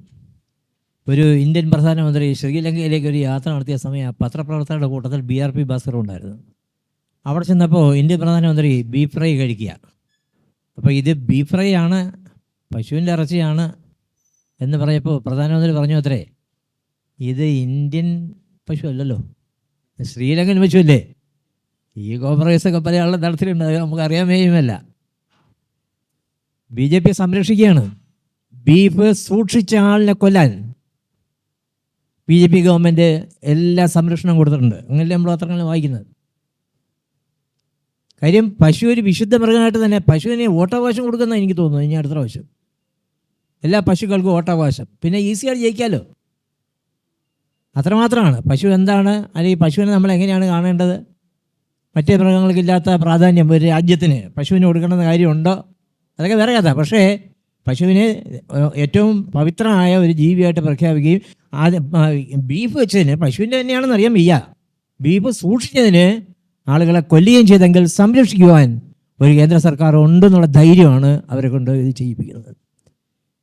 ഇപ്പോൾ രവിചന്ദ്രൻ്റെ വീടിന് അടുത്തുള്ള അമ്പലത്തിൽ മൈക്ക് വെച്ചതിനെതിരെ രവിചന്ദ്രൻ്റെ വീട്ടിലേക്ക് നാമജപഘോഷയാത്ര നടത്താൻ തീരുമാനിക്കുന്നത് അവിടുത്തെ സംഘപരിവാറാണ്. എത്ര അപകടകരമെന്ന് ആലോചിച്ച് നോക്കൂ. അത് പശുവിൻ്റെ കാര്യം പറയുമ്പോൾ ഹിന്ദുത്വയുടെ ഏറ്റവും വലിയൊരു പ്രൊജക്ഷൻ, ഒരു സോഷ്യൽ പ്രൊജക്ഷനായിട്ട് പശു മാറിയിട്ടുണ്ട്. നിങ്ങൾ ഈ ഉത്തരേന്ത്യൻ റോഡുകളിലൊക്കെ ചെന്ന് കഴിഞ്ഞാൽ നല്ല പുതിയ റോഡുകൾ ഉണ്ടാക്കിയിട്ടിരിക്കുകയാണ്, എത്ര ലൈനാണ്, പക്ഷെ മൊത്തം ചാണകമാണ്. വണ്ടി അല്ല, തമാശ പറയല്ല, ഈ പശുവിനെ കണ്ടു കഴിഞ്ഞാൽ നമ്മൾ വണ്ടിയോടെ നിർത്തണം. പശു കൊണ്ടുവന്ന് കുത്തി കീറി കഴിഞ്ഞാലും നമ്മൾ സഹിക്കണം. പശുവിന് എന്തെങ്കിലും പറ്റിക്കഴിഞ്ഞാൽ, ആളിനെ പറ്റിക്കഴിഞ്ഞാൽ ഹോസ്പിറ്റലിൽ കൊണ്ടുപോകാം, പശുവിനെ പറ്റിക്കഴിഞ്ഞാൽ നമ്മളെ മോർച്ചറിലേക്ക് മാറ്റുമെന്നുള്ള അവസ്ഥയാണ് അവിടെ. വളരെ ഭീകരമായൊരു അവസ്ഥയാണ് ഈ പശു എന്ന് പറയുന്നത്. അതുപോലെ തന്നെ ഈ പശുവിന് വേണ്ടിയുള്ള എന്താ പറയുക, പശുവിനെയൊക്കെ പാർപ്പിക്കുകയാണ്. ബജറ്റിൽ നിന്ന് കോടികൾ എടുത്തുകൊണ്ട് അതിന് പശുവിനെ മാത്രം പരിപാലിക്കാനായിട്ട് ടെൻറ്റുകൾ ഉണ്ടാക്കുക. ഇതൊക്കെ യു പിയിൽ ഭയങ്കര ഒരു വലിയൊരു സാമൂഹിക പ്രശ്നമായിട്ട് മാറിക്കൊണ്ടിരിക്കുകയാണ്. ഈ പശുക്കളെല്ലാം കുറേ കഴിയുമ്പോൾ എന്താ ചെയ്യുന്നത്? ഇത് അത്ഭുത ജീവികളൊന്നുമല്ല, സാധാ ജീവികൾ തന്നെ. അവയെ എങ്ങനെയാണ് നമ്മൾ ഒരു വർത്തുമില്ലാത്ത അവസ്ഥയിൽ അവരെ ഇങ്ങനെ സംസ്ഥാന സർക്കാർ സംരക്ഷിക്കുന്നു, കുറേ കഴിയുമ്പോൾ അഴിച്ചു വിടുന്നു. കെട്ടുമൊന്നുമില്ല, കയറുമൊന്നുമില്ല. ഇത് വലിയൊരു പ്രശ്നമാണ്. ഇത് എന്തിനാണ് അവർ ഇത് ചെയ്യുന്നതെന്ന് ചോദിച്ചു കഴിഞ്ഞാൽ, പശു എന്ന് പറയുന്നത് ഒരു മതചിഹ്നമാണ്, ഭക്തിയുടെ ഒരു സിമ്പലാണ്. അത് വെച്ചുകൊണ്ട് ഒരു സമൂഹത്തെ മൊത്തത്തിൽ വളഞ്ഞു പിടിക്കുകയാണ്. അത് ഉത്തരേന്ത്യയിൽ വളരെ വലിയൊരു പ്രശ്നമാണ്. ഇന്ത്യയിൽ, കേരളത്തിൽ ആ ഒരു പ്രശ്നം ഇല്ല എന്നുള്ളത് വലിയ തോതിൽ ശ്ലാഘനീയമായ കാര്യമാണ്. അതിൻ്റെ ഒരു പ്രധാന കാരണം കേരളത്തിൻ്റെ ഡെമോഗ്രാഫിക് ആയിട്ടുള്ള ഒരു ഉള്ളടക്കം തന്നെയാണ്. അതുകൊണ്ടാണ് ഇവിടെ അത് ഓടാത്തത്. അതുപോലെ ഈ ബാബറി മസ്ജിദിൻ്റെ ധ്വംസനത്തോട് കൂടിയിട്ടാണ് അതിന് ശേഷം ഉണ്ടായ വയലൻസ്, ശിലാന്യാസത്തിൻ്റെ പേരിൽ വീടുകൾ തോറും പിന്നെ ശിലകൾ പൂജിച്ചു കൊണ്ടുപോയ കാര്യങ്ങൾ. ഇതിലൂടെയാണ് BJP ഇന്ത്യയിൽ അധികാരത്തിലേക്ക് വരുന്നത്. സംഘപരിവാറിൻ്റെ അധികാര കയറ്റം അതുവഴിയാണ് ഉണ്ടായത്. എന്നാൽ അധികാര കയറ്റത്തോടു കൂടി നമ്മൾ നിർത്തുന്ന പ്രതീക്ഷിച്ചിരുന്നെങ്കിലും ഇപ്പോൾ വീണ്ടും മറ്റ് പല പള്ളികളുടെയും, ഗാനവാപ്പി പള്ളി, അതുപോലെ തന്നെ മറ്റുള്ള മധുര പള്ളി, ഇതിനൊക്കെ അടിയിൽ ഹിന്ദുത്വ കോടകം തിരയുന്നൊരു പരിപാടി തുടർന്നുകൊണ്ടിരിക്കുകയാണ്. ഇന്ത്യയിൽ ഒരു ഹിന്ദു താലിബാനൈസേഷനിലേക്കുള്ള പതുക്കെയുള്ള പോക്കുണ്ടോ? ഈ കുഴിച്ചുനോട്ടം എന്ന് പറയുന്നത് ഹിന്ദുത്വയുടെ ഒരു പ്രധാനപ്പെട്ട ഒരു സോഫ്റ്റ്വെയർ ആണ്. ഈ നിങ്ങൾ ഭൂതകാലം എന്ന് പറയുന്നത്, ഭൂതകാലത്തെ പ്രശ്നങ്ങളൊന്നും തന്നെ വർത്തമാനകാലത്തിൽ പരിഹരിക്കാൻ സാധിക്കില്ല. അന്നത്തെ തർക്കങ്ങളും അന്നത്തെ വാങ്ങിയതും കൊടുത്തതും ഒന്നും ഇന്ന് പരിഹരിക്കാൻ സാധിക്കില്ല. ഇത് പലരും പറയും, നിങ്ങൾ ചരിത്രം പരിശോധിക്കൂ, ചരിത്രത്തിലേക്ക് തിരിഞ്ഞു നടക്കൂ. ചരിത്രം അറിയുന്നത് വളരെ നല്ലതാണ്. ചരിത്രം അറിയണം, നമ്മൾ വന്ന വഴികളൊക്കെ അറിയണം. പക്ഷേ ആ അന്നത്തെ പ്രശ്നങ്ങളുടെ പരിഹാരം ഇന്ന് നമുക്ക് കണ്ടെത്താൻ കഴിയില്ല. ഇതിപ്പോൾ ഇന്ത്യയിൽ തന്നെ ഇപ്പോൾ ഒരു നിയമം നരസിംഹറാവുവിൻ്റെ കാലഘട്ടത്തിൽ ഉണ്ടാക്കി. 1947 ആഗസ്റ്റ് 15 ശേഷം, അല്ലെങ്കിൽ ആ സമയത്ത് ഒരു പള്ളിയാണെങ്കിൽ എക്കാലത്തും പള്ളിയാണ്, അമ്പലമാണെങ്കിൽ എക്കാലത്തും അമ്പലമാണ് എന്നുള്ളൊരു നിയമം കൊണ്ടുവന്നു. അതിൻ്റെ കാരണം എന്ന് വെച്ച് കഴിഞ്ഞാൽ, നമ്മളിങ്ങനെ പുറകോട്ട് കുഴിക്കാൻ തുടങ്ങിക്കഴിഞ്ഞാൽ ഇവിടെ ഒരുപാട് സംഗതികൾ ഉണ്ടായിട്ടുണ്ട്. ഒരുപാട് കാര്യങ്ങൾ, ഒരുപാട് രാജാക്കന്മാർ മാറി വന്നിട്ടുണ്ട്, പ്രതിഷ്ഠകൾ ഉണ്ടായിട്ടുണ്ട്. നമ്മൾ ഇരിക്കുന്ന ഈ സ്ഥലം ഇപ്പോൾ ആരുടെ ആയിരുന്നു നമുക്കറിയില്ല, ഞാൻ ഇരിക്കുന്ന വീട് ആരുടെയെന്ന് എനിക്കറിയില്ല. ഇന്നിൻ്റെ യാഥാർത്ഥ്യം, ഇന്നിൻ്റെ പൊളിറ്റിക്സ് ആണ് പ്രധാനം. പക്ഷേ നമ്മുടെ രാഷ്ട്രീയ പാർട്ടികളെല്ലാം പറയുന്നത് അന്ന് നിങ്ങൾ എന്തായിരുന്നു ചെയ്തത്, അതിന് വലിയ കാര്യമൊന്നുമില്ല. അങ്ങനെ നോക്കുകയാണെങ്കിൽ CPM-കാരും RSSകാരും ഒരുമിച്ച് ഇന്ദിരാഗാന്ധിക്കെതിരെ ഫൈറ്റ് ചെയ്തിട്ടുണ്ട് അല്ലേ? അപ്പോൾ എന്ന് വെച്ചിട്ട് ഇപ്പോൾ അത് പറഞ്ഞു കഴിഞ്ഞാൽ നിങ്ങൾക്ക് ഇന്നത്തെ രാഷ്ട്രീയത്തിനെ സമീപിക്കാൻ കഴിയുമോ? ഇല്ല. ഞാൻ എസൻസ് ഗ്ലോബലിൽ പൊതുവിൽ നമ്മൾ പറയുന്നൊരു കാര്യം, ഈ ഭൂതകാലം എന്ന് പറയുന്നത് ഒരു എന്താ പറയുക, ഒരു മാറാപ്പായിട്ട് കൊണ്ടു നടക്കില്ല. മതം എപ്പോഴും പറയുന്നത് ഭൂതകാലം, സമ്മോഹനമായ ഒരു ഭൂതകാലം അല്ലേ, പഴയ സാത്വിക കാലം, പല യുഗങ്ങൾ, എല്ലാം ശരിയായിരുന്ന കാലം, മൂല്യങ്ങളുണ്ടായിരുന്ന കാലം, വെളിച്ചമുണ്ടായിരുന്ന കാലം, അറിവുണ്ടായിരുന്ന കാലം എല്ലാം പോയി, ഇതെല്ലാം മോശം കാലമാണ് എന്ന് പറയുന്നത് ഒരു മതാത്മകമായ സാധനമാണ്. ഇന്ത്യൻ രാഷ്ട്രീയത്തിൽ പൊതുവിൽ കാണുന്നത് അത് തന്നെയാണ്. CPM പറയുന്നത് ഇതാണ്, കോൺഗ്രസ് പറയുന്നത് ഇതാണ്, BJP പറയുന്നത് ഇതാണ്. BJP പറയുന്നതിന് കുറേ കൂടെ ക്രെഡൻസ് കിട്ടും. കാരണം അവർ ഉപ്പോളം വരില്ലല്ലോ ഉപ്പിലിട്ടത്, അവർ ഉപ്പിലിട്ടല്ല, അവർ ഉപ്പാണ് പറയുന്നത്.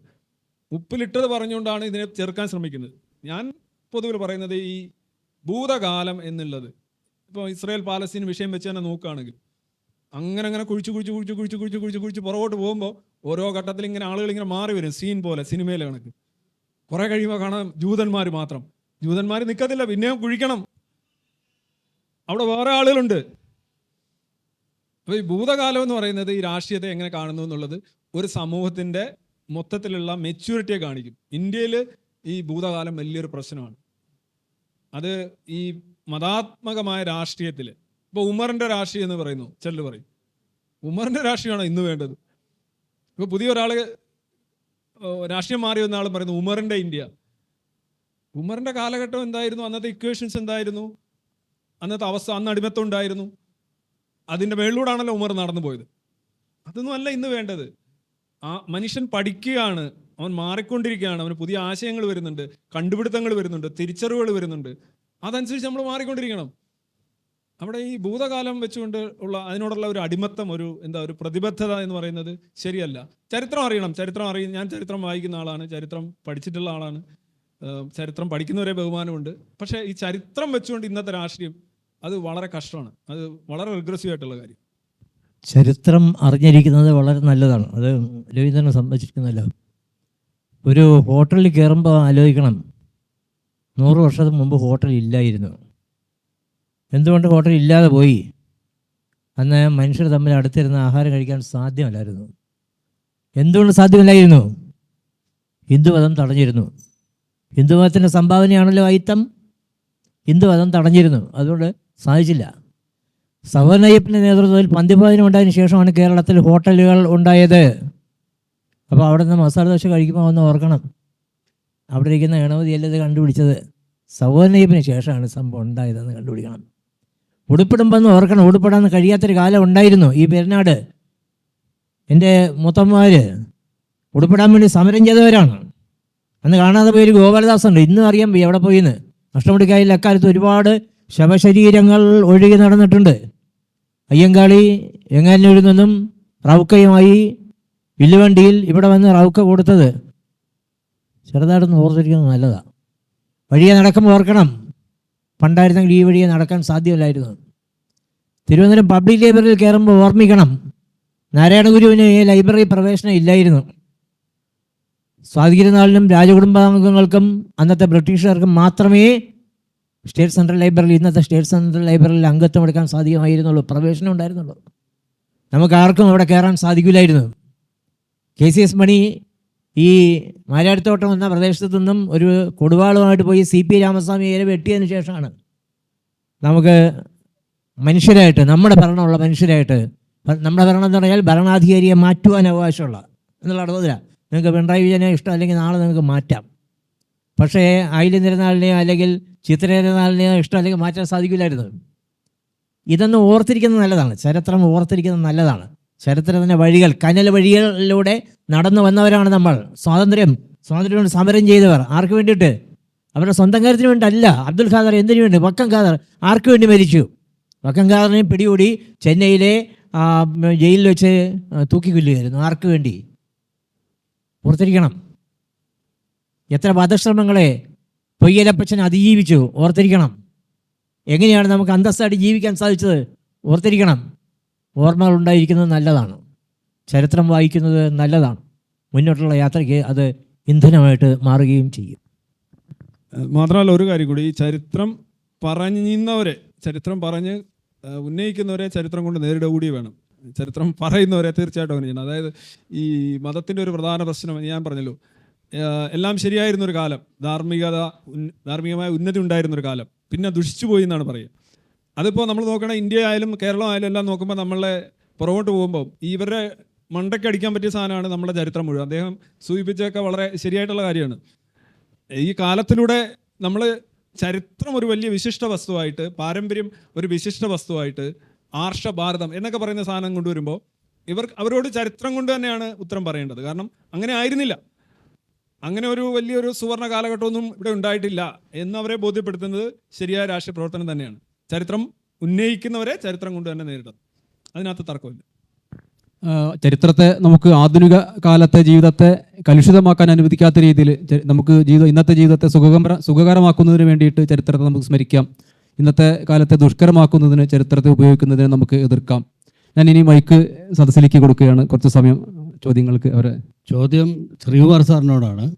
സാർ നേരത്തെ പറഞ്ഞു ഇന്ത്യയിൽ ഭൂരിപക്ഷമായ ഹിന്ദുക്കൾ ന്യൂനപക്ഷങ്ങളെ പീഡിപ്പിക്കുന്നു. ബംഗ്ലാദേശിൽ എന്തുകൊണ്ട് അങ്ങനെ മുസ്ലിങ്ങൾ ഹിന്ദുക്കളെ പീഡിപ്പിക്കുന്നു എന്ന് പറയാൻ കഴിയാത്ത ജമാഅത്തെ ഇസ്ലാമി ആണ് പീഡിപ്പിക്കുന്നതെന്ന് പറഞ്ഞു. അപ്പോൾ ജമാഅത്തെ ഇസ്ലാമി ഒരു സംഘടന മാത്രമല്ലേ? അപ്പോൾ അവിടെ മുസ്ലിങ്ങളല്ലേ ഹിന്ദുക്കളെ പീഡിപ്പിക്കുന്നത്?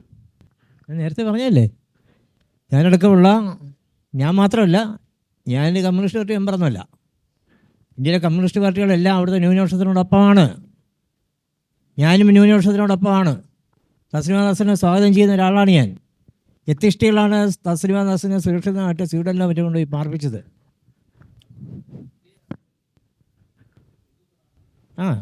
ഇന്ത്യയിലെ ഇന്ന് ഹിന്ദുക്കളാണ് ന്യൂനപക്ഷത്തെ പീഡിപ്പിക്കുന്നതെങ്കിൽ അവിടെ മുസ്ലിങ്ങളാണ് ജമാഅത്തെ ഇസ്ലാമിയാണ് നേതൃത്വം കൊടുക്കുന്നത്. മുസ്ലിങ്ങളാണ് ഹിന്ദുക്കളെ, ന്യൂനപക്ഷത്തെ പീഡിപ്പിക്കുന്നത്. പീഡിപ്പിക്കപ്പെടുന്ന ന്യൂനപക്ഷത്തിനോടൊപ്പമാണ് മനുഷ്യസ്നേഹികളെന്നാണ് ഞാൻ പറഞ്ഞത്. എനിക്ക് പറയാനുള്ളത്, ഈ ന്യൂനപക്ഷം ഭൂരിപക്ഷം എന്ന് പറയുമ്പോൾ നമ്മൾ മനസ്സിലാക്കേണ്ടത്, ന്യൂനപക്ഷം എന്ന് പറയുമ്പോൾ നമുക്ക് ജൂതനെ വേണമെങ്കിൽ ന്യൂനപക്ഷമായിട്ട് എടുക്കാം. വളരെ എണ്ണത്തിൽ വളരെ കുറഞ്ഞത് 24 കോടിയോളമുള്ള മുസ്ലിം വിഭാഗം ഇന്ത്യയിൽ ന്യൂനപക്ഷം എങ്ങനെ ആവും? ഇന്തോനേഷ്യ കഴിഞ്ഞാൽ ലോകത്തിലെ ഏറ്റവും വലിയ മുസ്ലിം വിഭാഗം ഇന്ത്യയിലാണുള്ളത്. ഇസ്ലാമിനെ നമ്മൾ, ഇസ്ലാമിന് വിഷയമല്ല അവിടെ. കമ്മ്യൂണിസത്തിനെ ഇസ്ലാം അംഗീകരിക്കുക, അല്ലെങ്കിൽ കമ്മ്യൂണിസ്റ്റുകാർ ഇപ്പോൾ ഇസ്ലാമിനെ ഇവിടെ ഉയർത്തി കാണിക്കുകയും ചെയ്യുമ്പോൾ, ഇസ്ലാം എവിടെയൊക്കെ അധികാരത്തിലുണ്ടായിരുന്നോ ആദ്യം തൂത്ത് നശിപ്പിച്ചത് കമ്മ്യൂണിസത്തിനെയാണ്. അതിവിടെ വേണോ നമ്മൾ നോക്കിയാൽ മതി. നമ്മളും ആ ലെഗസിയിൽ കിടന്നിട്ട് അതിൽ നിന്ന് മാറി ചിന്തിക്കാൻ തുടങ്ങിയത് സത്യാവസ്ഥ മനസ്സിലാക്കിയത് കൊണ്ട് മാത്രമാണ്. ഇപ്പോൾ ഒരു 20 ലക്ഷത്തോളം മനുഷ്യർ ഉക്രൈനിൽ, അതിൽ കൂടുതലൊന്നും റഷ്യയിലും മരിച്ചിട്ടുണ്ട്. ഇവിടുത്തെ ഒരു കമ്മ്യൂണിസ്റ്റുകാരനോ മനുഷ്യത്വത്തെക്കുറിച്ച് പറയുകയാണെങ്കിൽ ആരും തന്നെ ഒന്നും തന്നെ പറയുന്നില്ല. ഇപ്പോഴും റഷ്യൻ ലെഗസിയിലാണ് നമ്മുടെ ഇടതുപക്ഷവും കോൺഗ്രസും ഇന്ത്യയിലുള്ള BJP-ക്കാരും. അസർബൈജാനിൽ നിന്ന് അർമേനിയക്കാരെ കൂട്ടപ്പലായനമാണ് ചെയ്തത്.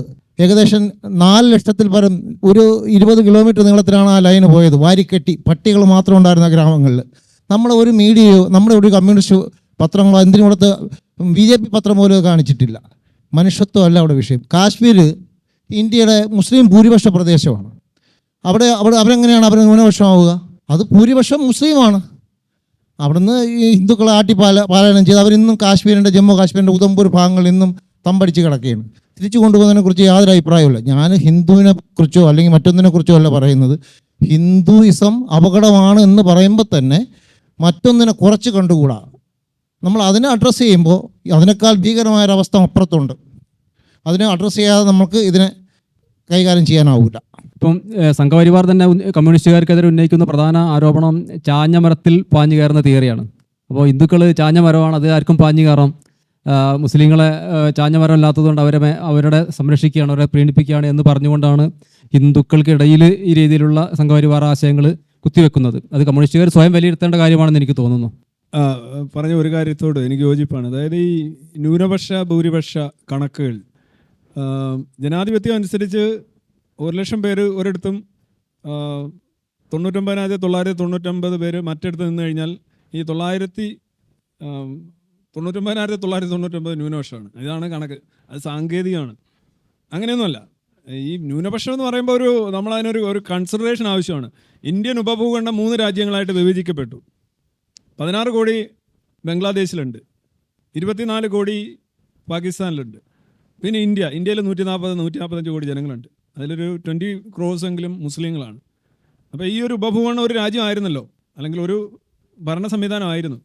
അവിടെ നമ്മൾ മുസ്ലിങ്ങളെ ന്യൂനപക്ഷം എന്ന് വിളിക്കുന്നത് സാങ്കേതികമായി ശരിയായിരിക്കും. നമ്പർ എണ്ണി തലയെണ്ണി നോക്കുമ്പോൾ കുറച്ച് കുറവുണ്ടായിരിക്കും.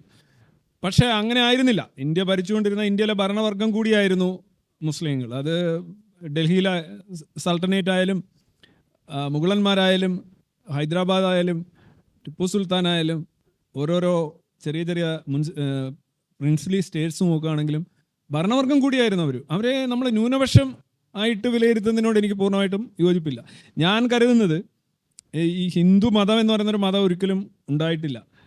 അങ്ങനെ ഒരു മതം ഉണ്ടാക്കിയെടുക്കുക എന്നുള്ളത് ശരിക്കും ബ്രിട്ടീഷുകാർ ബാക്കിയുള്ള സിഖുകാരും ജൈനരും പാഴ്സികളും എല്ലാം ഉൾപ്പെടെയാണ് ഹിന്ദു എന്ന് പറഞ്ഞ് അവർ വിശേഷിപ്പിക്കുന്നത്. ഇപ്പോൾ ടാക്സിൻ്റെ എടുക്കുമ്പോഴും അറിയാം, സിഖുകാർക്കും ഹിന്ദു അൺഡിവൈഡഡ് ഫാമിലിയിലാണ് ടാക്സ് അവർ അടയ്ക്കുന്നത്. അപ്പം ഈ മുസ്ലിം ഇതര മതങ്ങളെല്ലാം തന്നെ, മുസ്ലിം ക്രിസ്ത്യൻ ഇതര മതങ്ങളെല്ലാം തന്നെ ഏതാണ്ട് ഹിന്ദു എന്ന് പറയുന്നൊരു സംഗതി വരും. അതിനൊരു മതമാക്കി എടുക്കുന്ന ഒരു പ്രോസസ്സാണ് ശരിക്കും BJP ഏറ്റെടുത്തിട്ടുള്ളത്. അവരതിൽ ഏതാണ്ട് 40%, 50% വിജയിച്ചിട്ടുണ്ട്. അതിന് പ്രധാന കാരണം മറുവശത്തൊരു മതം ഉണ്ടെന്നുള്ളതാണ്. ഞാനതുകൊണ്ടാണ് 10 വർഷത്തിന് മുമ്പ് പറഞ്ഞൊരു കാര്യമാണ്, ഇന്ത്യയിലെ ഹിന്ദു മതത്തിൻ്റെ സ്ഥാപകൻ മുഹമ്മദാണെന്ന്. അങ്ങനെ ഒരു സംഗതി ഇല്ലെങ്കിൽ ഹിന്ദു മതം എന്ന് പറഞ്ഞൊരു മതമേ ഉണ്ടാവും, ഇവിടെ ഇപ്പോഴും നിലനിൽക്കില്ല. കാരണം അത് ജാതികളുടെ, ശൃംഖലകളുടെ, ശ്രേണികളുടെ ഒരു മാലയാണത്. അത് പ്രാദേശികമായി ഭിന്നമാണ്, ഭാഷാപരമായി ഭിന്നമാണ്, സംസ്കാരപരമായി ഭിന്നമാണ്. മീൻ കഴിക്കുന്ന ബ്രാഹ്മണനും മീൻ കഴിക്കാത്ത ബ്രാഹ്മണനും ഉണ്ട്. അപ്പോൾ അതിനെല്ലാം കൂടി കൂട്ടി ഒരൊറ്റ ബെൽറ്റ് ഉണ്ടാക്കണമെങ്കിൽ നിങ്ങൾ ഈ പറഞ്ഞ ന്യൂനപക്ഷം മതിയാവില്ല. അതിന് തുല്യ രീതിയിൽ അതിനെ നേരിട്ടുകൊണ്ടിരുന്ന മറ്റൊരു മതം ഉണ്ടായിരുന്നു. അതിനെ ന്യൂനപക്ഷം എന്ന് ഇന്ത്യൻ കോൺടെക്സ്റ്റിൽ വിളിക്കുന്നത് അതൊരു ശരിയായ ഒരു കാര്യമാണെന്ന് എനിക്ക് തോന്നുന്നില്ല. നിങ്ങൾക്ക് പാഴ്സികളെ വേണമെങ്കിൽ ന്യൂനപക്ഷം എന്ന് വിളിക്കാം. പാഴ്സികളുടെ എണ്ണം കുറഞ്ഞുകൊണ്ടിരിക്കുകയാണ്. ഇന്ത്യ ജൂതന്മാരെ വിളിക്കാം, വേണമെങ്കിൽ ബുദ്ധരെയോ ജൈനരെയോ വേണമെങ്കിൽ ന്യൂനപക്ഷം എന്ന് വിളിക്കാം. കാര്യം വളരെ മിനിസ്ക്യൂളാണ്, അവർക്ക് യാതൊരു രാഷ്ട്രീയപരമായോ സാമൂഹികപരമായോ പ്രഹരശേഷി ഇല്ലാത്തവരാണ്. അവരെ ന്യൂനപക്ഷം എന്ന് വിളിക്കാം. പക്ഷേ മുസ്ലിങ്ങളെ ന്യൂനപക്ഷം എന്ന് വിളിക്കുന്നതിന് ഞാൻ പണ്ടേ വർഷങ്ങളായിട്ടേ ഞാൻ പറയുന്നു അതൊരു ശരിയായിട്ടുള്ള ഒരു രാഷ്ട്രീയ സമീപനമല്ല. പിന്നെ അതുപോലെ തന്നെ ഇന്ത്യൻ ഭരണഘടന അനുസരിച്ച് നോക്കുകയാണെന്നുണ്ടെങ്കിൽ ഭൂരിപക്ഷങ്ങൾക്കുള്ളതിലും അധികം അവകാശങ്ങൾ ന്യൂനപക്ഷങ്ങൾക്ക് കൊടുക്കുന്ന ഒരു ഭരണഘടനയാണ് ഇന്ത്യയിലുള്ളത്. നമ്മൾ അതൊരു സെറ്റിൽമെൻ്റായിട്ട് നമ്മൾ വിഭജന കാലഘട്ടത്തിൽ ചെയ്തതാണ് എന്നുള്ളതും പ്രത്യേകം സ്മരിക്കേണ്ടതായിട്ടുണ്ട്. ശ്രീകുമാർ സാർ പറഞ്ഞായിരുന്നു ഹിന്ദുമതത്തിൻ്റെ സംഭാവനയാണ് അയിത്തമെന്ന്. അത് അങ്ങനെ പറയുമ്പം അറിയാതെ പോലും ഒരു സംസ്കാരം പെട്ടുപോവുകയാണ് ചെയ്യുന്നത്. കാര്യം ആര്യന്മാരുടെ വരവോട് കൂടിയാണ് ഈ അയിത്തം അങ്ങനെയുള്ള ഇത് കൺസെപ്റ്റ് ജനങ്ങളിലോട്ട് എത്തുന്നത്. ഹിന്ദുമതത്തിൻ്റെ വല്ല നമ്മൾ ഹിന്ദുമതം എന്ന് പറയേണ്ട ഹിന്ദു സംസ്കാരത്തിൻ്റെ ഒരു സംഭാവനയല്ല അത്. അത് ആര്യന്മാരുടെ ഒരു വരവോട് കൂടി സംഭവിച്ച ഒരു കാര്യമാണ്. എനിക്ക് തൊട്ട് മുമ്പിലുള്ളത് ഹിന്ദുമതം, ഇസ്ലാം മതം, ക്രിസ്തു മതം, സിഖ് മതം ഒക്കെ. അവിടെയൊന്നും ഈ സാധനം ഇല്ല. ഹിന്ദുമതത്തിലല്ലാതെ വേറെ ഒരു സ്ഥലത്തും അയിത്തം ഇല്ല. അതുകൊണ്ട് ഹിന്ദുമതമാണ് ചാതുർവർണ്ണത്തെ ഹിന്ദുമതത്തിൻ്റെ പല പുസ്തകങ്ങളും ന്യായീകരിക്കുന്നുണ്ട്. അതുകൊണ്ടാണ് ഇ വി രാമസ്വാമി അടക്കമുള്ളവർ ഈ ബ്രാഹ്മണ മേധാവിത്വമുള്ള ഹിന്ദുമതത്തെ എതിർത്തത് ചരിത്രത്തിൽ. അക്കാര്യം തന്നെയാണ് ഞാൻ പറഞ്ഞത്. ഹിന്ദുമതം തന്നെയാണ് പ്രധാനപ്പെട്ട ശത്രു. ഹിന്ദുമതം തന്നെയാണ് അയിത്തം ഇന്ത്യയിൽ വ്യാപകമാക്കിയത്. ഹിന്ദുമതം തന്നെയാണ് ഇന്റർകാസ്റ്റ് മാരേജുകളെ ആദ്യമായിട്ട് എതിർക്കുന്നത്. ഹിന്ദുമതം തന്നെയാണ് സ്ത്രീകൾക്ക് സ്വാതന്ത്ര്യം വേണ്ട എന്ന പുസ്തകത്തിൽ എഴുതി പിടിപ്പിച്ചത്. അതിനെതിരെയുള്ള യുദ്ധം തന്നെയായിരിക്കണം ഇന്ത്യൻ എത്തിക്സിൻ്റെ ഒന്നാമത്തെ യുദ്ധം. ആര്യന്മാരുടെ വരവോട് കൂടിയാണ് ഇന്ത്യയിൽ ജാതി വ്യവസ്ഥ വന്നു എന്ന് പറയുമ്പോൾ ആര്യനാണ് ആര്യൻ്റെ മൈഗ്രേഷന് ശേഷമാണ് ഹിന്ദു എന്ന് പറയുന്ന ഒരാശയം, ഹിന്ദു എന്ന് ഇന്ന് വിളിക്കുന്ന ആശയം, അതിനെ ബ്രാഹ്മണിക്കൽ ആശയം എന്ന് വിളിക്കുന്നതാണ് ഏറ്റവും ശരി. യഥാർത്ഥത്തിൽ ഇന്നിവിടെ നടക്കുന്ന ഡിബേറ്റ് എല്ലാം ഹിന്ദു എന്ന് പറയുന്നൊരു മതമേ ഇല്ല. അത് രവിചന്ദ്രൻ സാർ പറഞ്ഞ പോലെ ജാതി ശ്രേണി വ്യവസ്ഥയുമായി ബന്ധപ്പെട്ട ജാതിയാണ്. അതിനെയെല്ലാം കൂടി കൂട്ടി നിർത്താൻ വേണ്ടിയിട്ട് ശ്രമിക്കുന്ന ഒരു പെടാപ്പാടിൻ്റെ പേരാണ് ഈ ഹിന്ദുത്വ എന്നുള്ളത്. യഥാർത്ഥത്തിൽ ബ്രാഹ്മണിക്കൽ ഐഡിയോളജി അതാണ് ഈ ജാതി വ്യവസ്ഥയുടെ കാരണം. അതേപോലെ തന്നെ പശുവിനെ ഉയർത്തിക്കൊണ്ടുവരിക, രാഷ്ട്രീയമായിട്ട് മറ്റൊരു ശത്രുവിനെ, പൊതു ശത്രുവിനെ ചൂണ്ടി, മുസ്ലിമാനായാലും മറ്റൊരാളായാലും ഒരു പൊതു ശത്രുവിനെ ചൂണ്ടിക്കാണിച്ചുകൊണ്ട് ഇവിടുത്തെ നായാടി തൊട്ട് പട്ടികജാതിക്കാരൻ ഉൾപ്പെടെയുള്ളവർ ഒരു ചങ്ങലയിൽ കോർക്കാനുള്ള പരിശ്രമത്തിൻ്റെ പേരാണ് ഹിന്ദുത്വ. അപ്പോൾ അതിനെ അങ്ങനെ വേണം അഡ്രസ്സ് ചെയ്യാൻ എന്നാണ് എൻ്റെ അഭിപ്രായം. എനിക്ക് ശ്രീകുമാർ സാറിനോടാണ് ചോദിക്കാനുള്ളത്. ഇപ്പം വളരെ പ്രതീക്ഷയോട് കാത്തിരുന്ന ഒരു വിദ്യാഭ്യാസ മേഖലയിലുണ്ടായ ഒരു പരിവർത്തനത്തിന് തുടക്കം കുറിച്ചായിരുന്നു Khader commission report. Khader commission റിപ്പോർട്ടും കുട്ടികളുടെ ഏകീകൃത യൂണിഫോമും ഒക്കെ നടപ്പാക്കാൻ വന്നപ്പോൾ മതം എന്തുമാത്രം വലിയൊരു സ്വാധീനമാണ് ഒരു ഗവൺമെൻറ്റിൻ്റെ നയരൂപീകരണത്തിൽ ഇടപെട്ടത് എന്നുള്ളതിനെക്കുറിച്ചാണ്.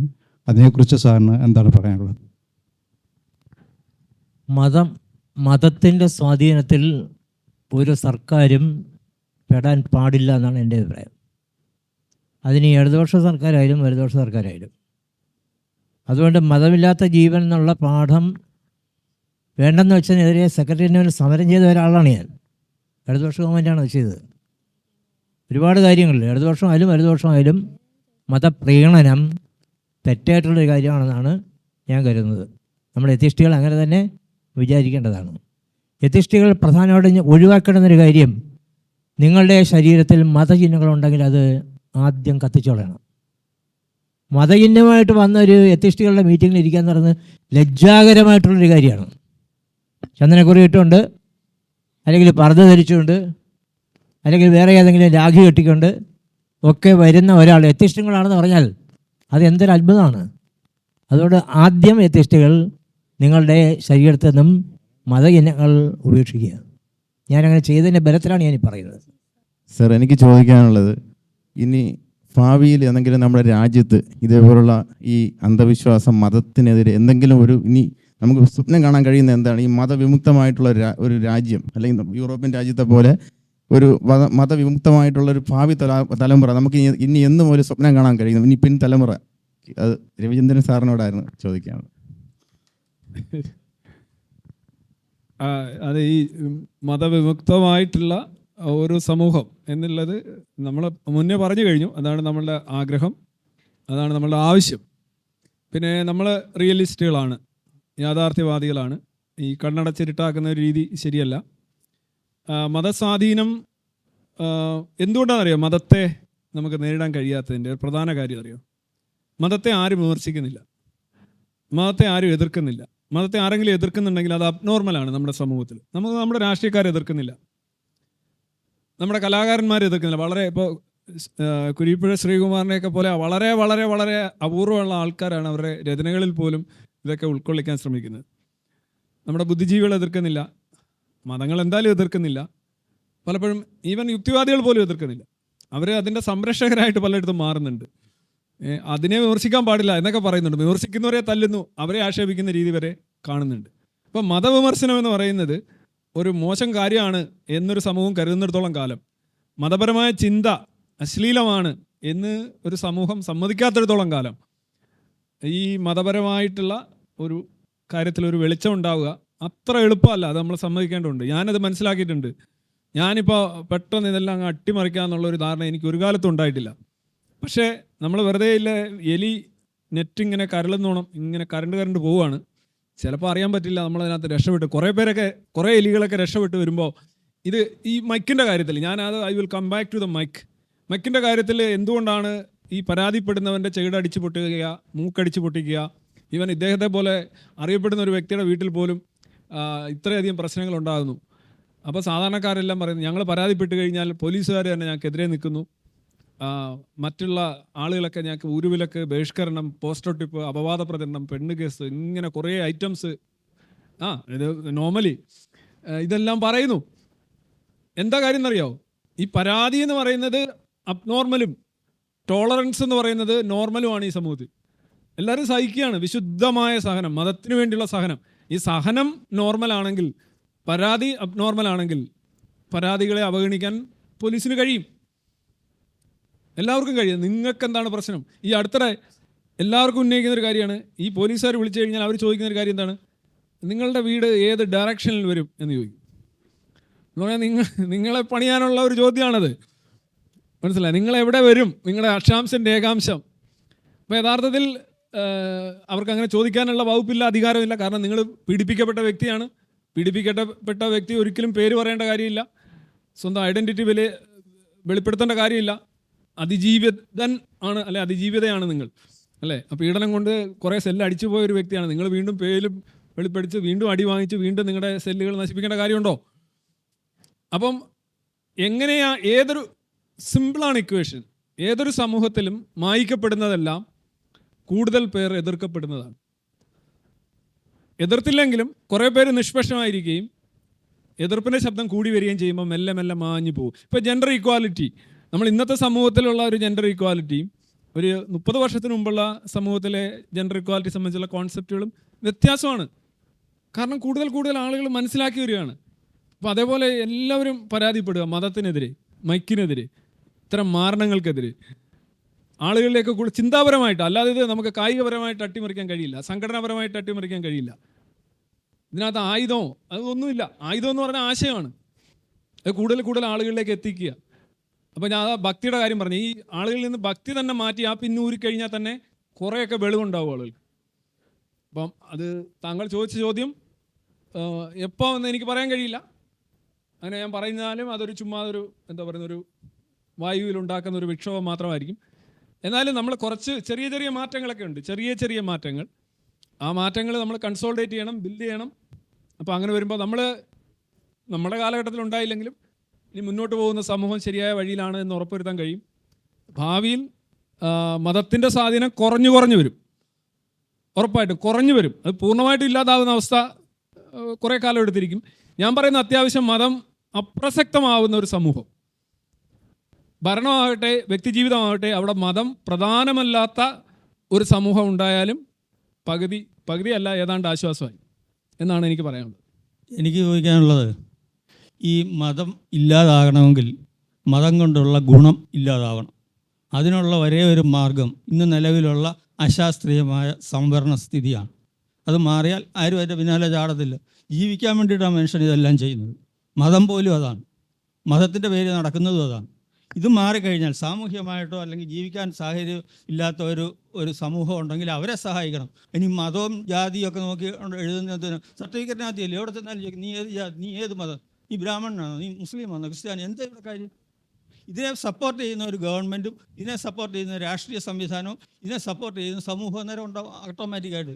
നാളെ പറയുക നിങ്ങളെല്ലാം പിന്നെ ബ്രാഹ്മണനാവുക എന്ന് വരി, നിങ്ങൾക്കെല്ലാം ജോലി തരാമെന്ന് പറഞ്ഞാൽ അവനെല്ലാം കൂടെ ബ്രാഹ്മണനാവും. അതുകൊണ്ട് ഇതല്ല എൻ്റെ മാർഗം.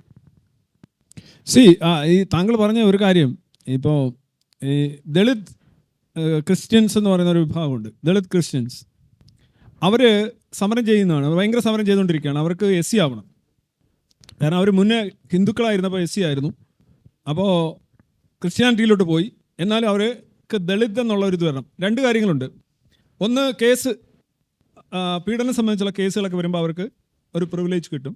പിന്നെ ജോലി സംബന്ധിച്ച് പ്രിവിലേജ് കിട്ടും. ഈ 2 കാര്യങ്ങൾ കൊണ്ടാണ് ഈ കൺവേർട്ടഡ് ആയിട്ടും തങ്ങൾ ദളിതരാണ് എന്ന് ഈ കൺവേർട്ടഡ് ക്രിസ്ത്യൻസ് അങ്ങനെ ഒരു ആവശ്യം ഉന്നയിച്ചുകൊണ്ട് സമരം നടത്തുന്നത്. പക്ഷേ യഥാർത്ഥ വിട്ടുപോകാത്ത ദളിതുകളുണ്ടല്ലോ, SC എന്ന് പറയുന്നത്, അവർ അംഗീകരിക്കില്ല. അവരൊരു കാരണവശാലും അംഗീകരിക്കില്ല. കാര്യം അവരുടെ സമൂഹത്തിലേക്ക് കൂടുതൽ ആൾ വരുന്നത് അവർ അംഗീകരിക്കില്ല. വിട്ടുപോയവർ കയറി വരുന്നത് അവർ അംഗീകരിക്കില്ല. അതിൻ്റെ കാരണം താങ്കൾ പറഞ്ഞു തന്നെയാണ്, ജാതി പരമായിട്ടാണ്, ജാതി അടിസ്ഥാനത്തിലാണ് ആനുകൂല്യങ്ങൾ കൊടുക്കുന്നത്, പ്രിവിലേജ് കൊടുക്കുന്നത്. അപ്പോൾ പിന്നെ ജാതി മനുഷ്യൻ മുറുകെ പിടിക്കില്ലേ? ഞാനിത് വളരെ സിമ്പിളായിട്ട് ചോദിച്ചൊരു ചോദ്യമാണ്. ഇപ്പോൾ പുകവലിക്കുന്നവർക്ക് പൊന്നാട കൊടുക്കുന്നു എന്ന് പറഞ്ഞു കഴിഞ്ഞാൽ പൊന്നാട വേണ്ടുന്നവരെല്ലാം പുക വലിച്ചുകൊണ്ടിരിക്കും. വലിക്കുന്നവർ നിർത്തത്തില്ല, വലിക്കാത്തവർ തുടങ്ങും. അതല്ലേ? ഒരു വ്യക്തിയെ സഹായിക്കേണ്ടത്, സ്റ്റേറ്റ് സഹായിക്കേണ്ടത് അവൻ്റെ ജാതിയോ മതമോ ലിംഗമോ ഭാഷയോ നോക്കിയല്ല, അവൻ സഹായിക്കപ്പെടേണ്ടവനാണോ എന്നുള്ള പരിശോധന. അവനെ താങ്ങണോ, അവൻ വീണു പോകുന്നവനാണോ, അവന് സഹായം ആവശ്യമുണ്ടോ എന്നുള്ള പരിശോധനയാണ് വേണ്ടത്. അല്ലാതെ ഏതെങ്കിലും ഒരു ജാതി അല്ലെങ്കിൽ ഒരു മതം അല്ലെന്നുണ്ടെങ്കിൽ ഒരു ഭാഷ അല്ലെങ്കിൽ ഒരു പ്രദേശം അങ്ങനെയുള്ള ആളുകളെ സഹായിക്കുക എന്ന് പറയുന്നത് ആ സംവിധാനത്തെ, ആ വ്യവസ്ഥയെ കൂടുതൽ പുഷ്ടിപ്പെടുത്തുകയുള്ളൂ. ഞാനിത് വർഷങ്ങളായിട്ട് പറയുന്ന കാര്യമാണ്. വീണ് കിടക്കുന്നവനെ താങ്ങണം, അവനെ പൊക്കിയെടുക്കണം, അവനെ സഹായിക്കണം. അവൻ്റെ ജാതിയും മതവും കുലവും ഒന്നും നോക്കരുത്. ഇതിൻ്റെ പ്രശ്നം എന്ന് പറഞ്ഞു കഴിഞ്ഞാൽ ഇതിൻ്റെയൊക്കെ സംസ്ഥാപനമാണ് നടക്കുന്നത്. കൃഷ്ണൻ ഗീതയിൽ പറഞ്ഞതുപോലെ ഒരു സാധനമാണ് ഈ ജാതി സംവരണം. അത് സംസ്ഥാപനം, അതിങ്ങനെ കറക്റ്റായിട്ട് അടിച്ചടിച്ച് വരികയാണ്. നീ ഇന്നതാണ് ഇന്നതാണ് ഇന്നതാണ് ഇന്നതാണ്. ഇപ്പോൾ എല്ലാവർക്കും, കേരളത്തിൽ എല്ലാവർക്കും ജാതി സംവരണമുണ്ട്, എല്ലാവർക്കും ജാതി സംവരണമുണ്ട്. സംവരണം വേണേൽ ജാതി പറയണം. അപ്പോൾ ഇവിടെ ഒരു പ്രശ്നം, ഈ ജാതി രഹിതർക്ക് സംവരണം വേണം. എങ്ങനെ കിട്ടും? പഴയ ജാതി പറയണം. ന്യൂനപക്ഷമാണ്. എത്തീസ്റ്റുകൾ ഭയങ്കര ന്യൂനപക്ഷമാണ്. പക്ഷെ നമ്മളോട് ആർക്കും ഒരു പ്രേമവുമില്ല. ഈ പറയുന്ന ബംഗ്ലാദേശിലെ ന്യൂനപക്ഷത്തോട് പ്രേമമുള്ളവർക്കും നമ്മളോട് പ്രേമമില്ല. നമ്മളാണ് ഏറ്റവും വലിയ ന്യൂനപക്ഷം. വ്യക്തിയാണ് ഏറ്റവും വലിയ ന്യൂനപക്ഷം. വ്യക്തിക്ക് യാതൊരു പ്രാധാന്യം ഇല്ലാത്ത രാഷ്ട്രീയമാണ് ഇവിടെ. അപ്പോൾ താങ്കൾ പറഞ്ഞൊരു കാര്യം ശരിയാണ്. ജാതി നോക്കിയാണോ ഇനിയും ഈ സമൂഹം ആനുകൂല്യങ്ങളായാലും ശിക്ഷകളും ഒരാൾക്ക് കൊടുക്കുമ്പോൾ വേറെ ആൾക്ക് കൊടുക്കുന്നില്ല എന്നുള്ള ഒരു പ്രശ്നമുണ്ട്. എല്ലാവർക്കും കൊടുക്കുന്നില്ലല്ലോ. മാറ്റി നിർത്താൻ ജാതി നോക്കുന്നു, അകത്തേക്ക് വിളിക്കാൻ ജാതി നോക്കുന്നു, സമ്മാനം കൊടുക്കാൻ ജാതി നോക്കുന്നു, ശിക്ഷിക്കാൻ ജാതി നോക്കുന്നു. ഇതെന്താ പരിപാടി? ഇത് നമ്മളാ ഒരു വികസിത സമൂഹം, ഒരു ആധുനിക സമൂഹത്തിലേക്ക് നോക്കുമ്പോൾ ഇത്തരം കാര്യങ്ങൾ ഇതൊക്കെ മാഞ്ഞു പോകണം. ഈ വേർതിരിവുകളെല്ലാം മാഞ്ഞു പോകണം. അല്ലെ, ഈ വേർതിരിവുകളെ നിങ്ങളത് ആ അതിർത്തികൾ കനപ്പിച്ച് വരയ്ക്കരുത്. ആ ഭൂപടങ്ങൾ നിങ്ങൾ കൂടുതൽ കനത്തിൽ അതിൻ്റെ അതിർത്തികൾ വരച്ച് വെക്കരുത്. അതാണ് നമ്മുടെ രാഷ്ട്രീയം ഇപ്പോൾ ചെയ്യുന്നത്. എനിക്കതിനോട് യോജിപ്പില്ല. I partly agree with your question. പിന്നെ മതപരമായിട്ട് സംവരണം ഇന്ത്യയിൽ ഇല്ല കേട്ടോ. ഇന്ത്യയിൽ മതപരമായ സംവരണം ഇല്ല. ഓക്കെ. പക്ഷേ മതപരമായ സംവരണം കേരളത്തിലുണ്ട്.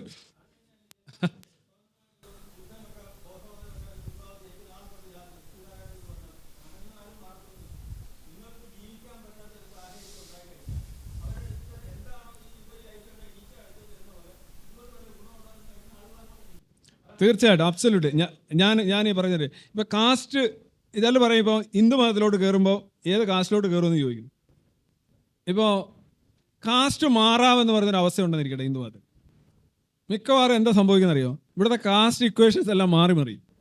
ഞാൻ തമാശ പറയുന്നില്ല. പല ആളുകളും പണ്ട് ഈ ആദിവാസികളുടെ ഇടയിൽ ഈ ആദിവാസികളിൽ വിവാഹം ചെയ്ത സ്ത്രീകൾ, അതായത് ഈ പിന്നെ സുൽത്താൻ ബത്തേരി അങ്ങനെയൊക്കെയുള്ള സ്ഥലങ്ങളിലേക്ക് ജോലി കിട്ടിപ്പോകുന്ന ഗവൺമെൻറ് ഉദ്യോഗസ്ഥരുണ്ടായിരുന്നു.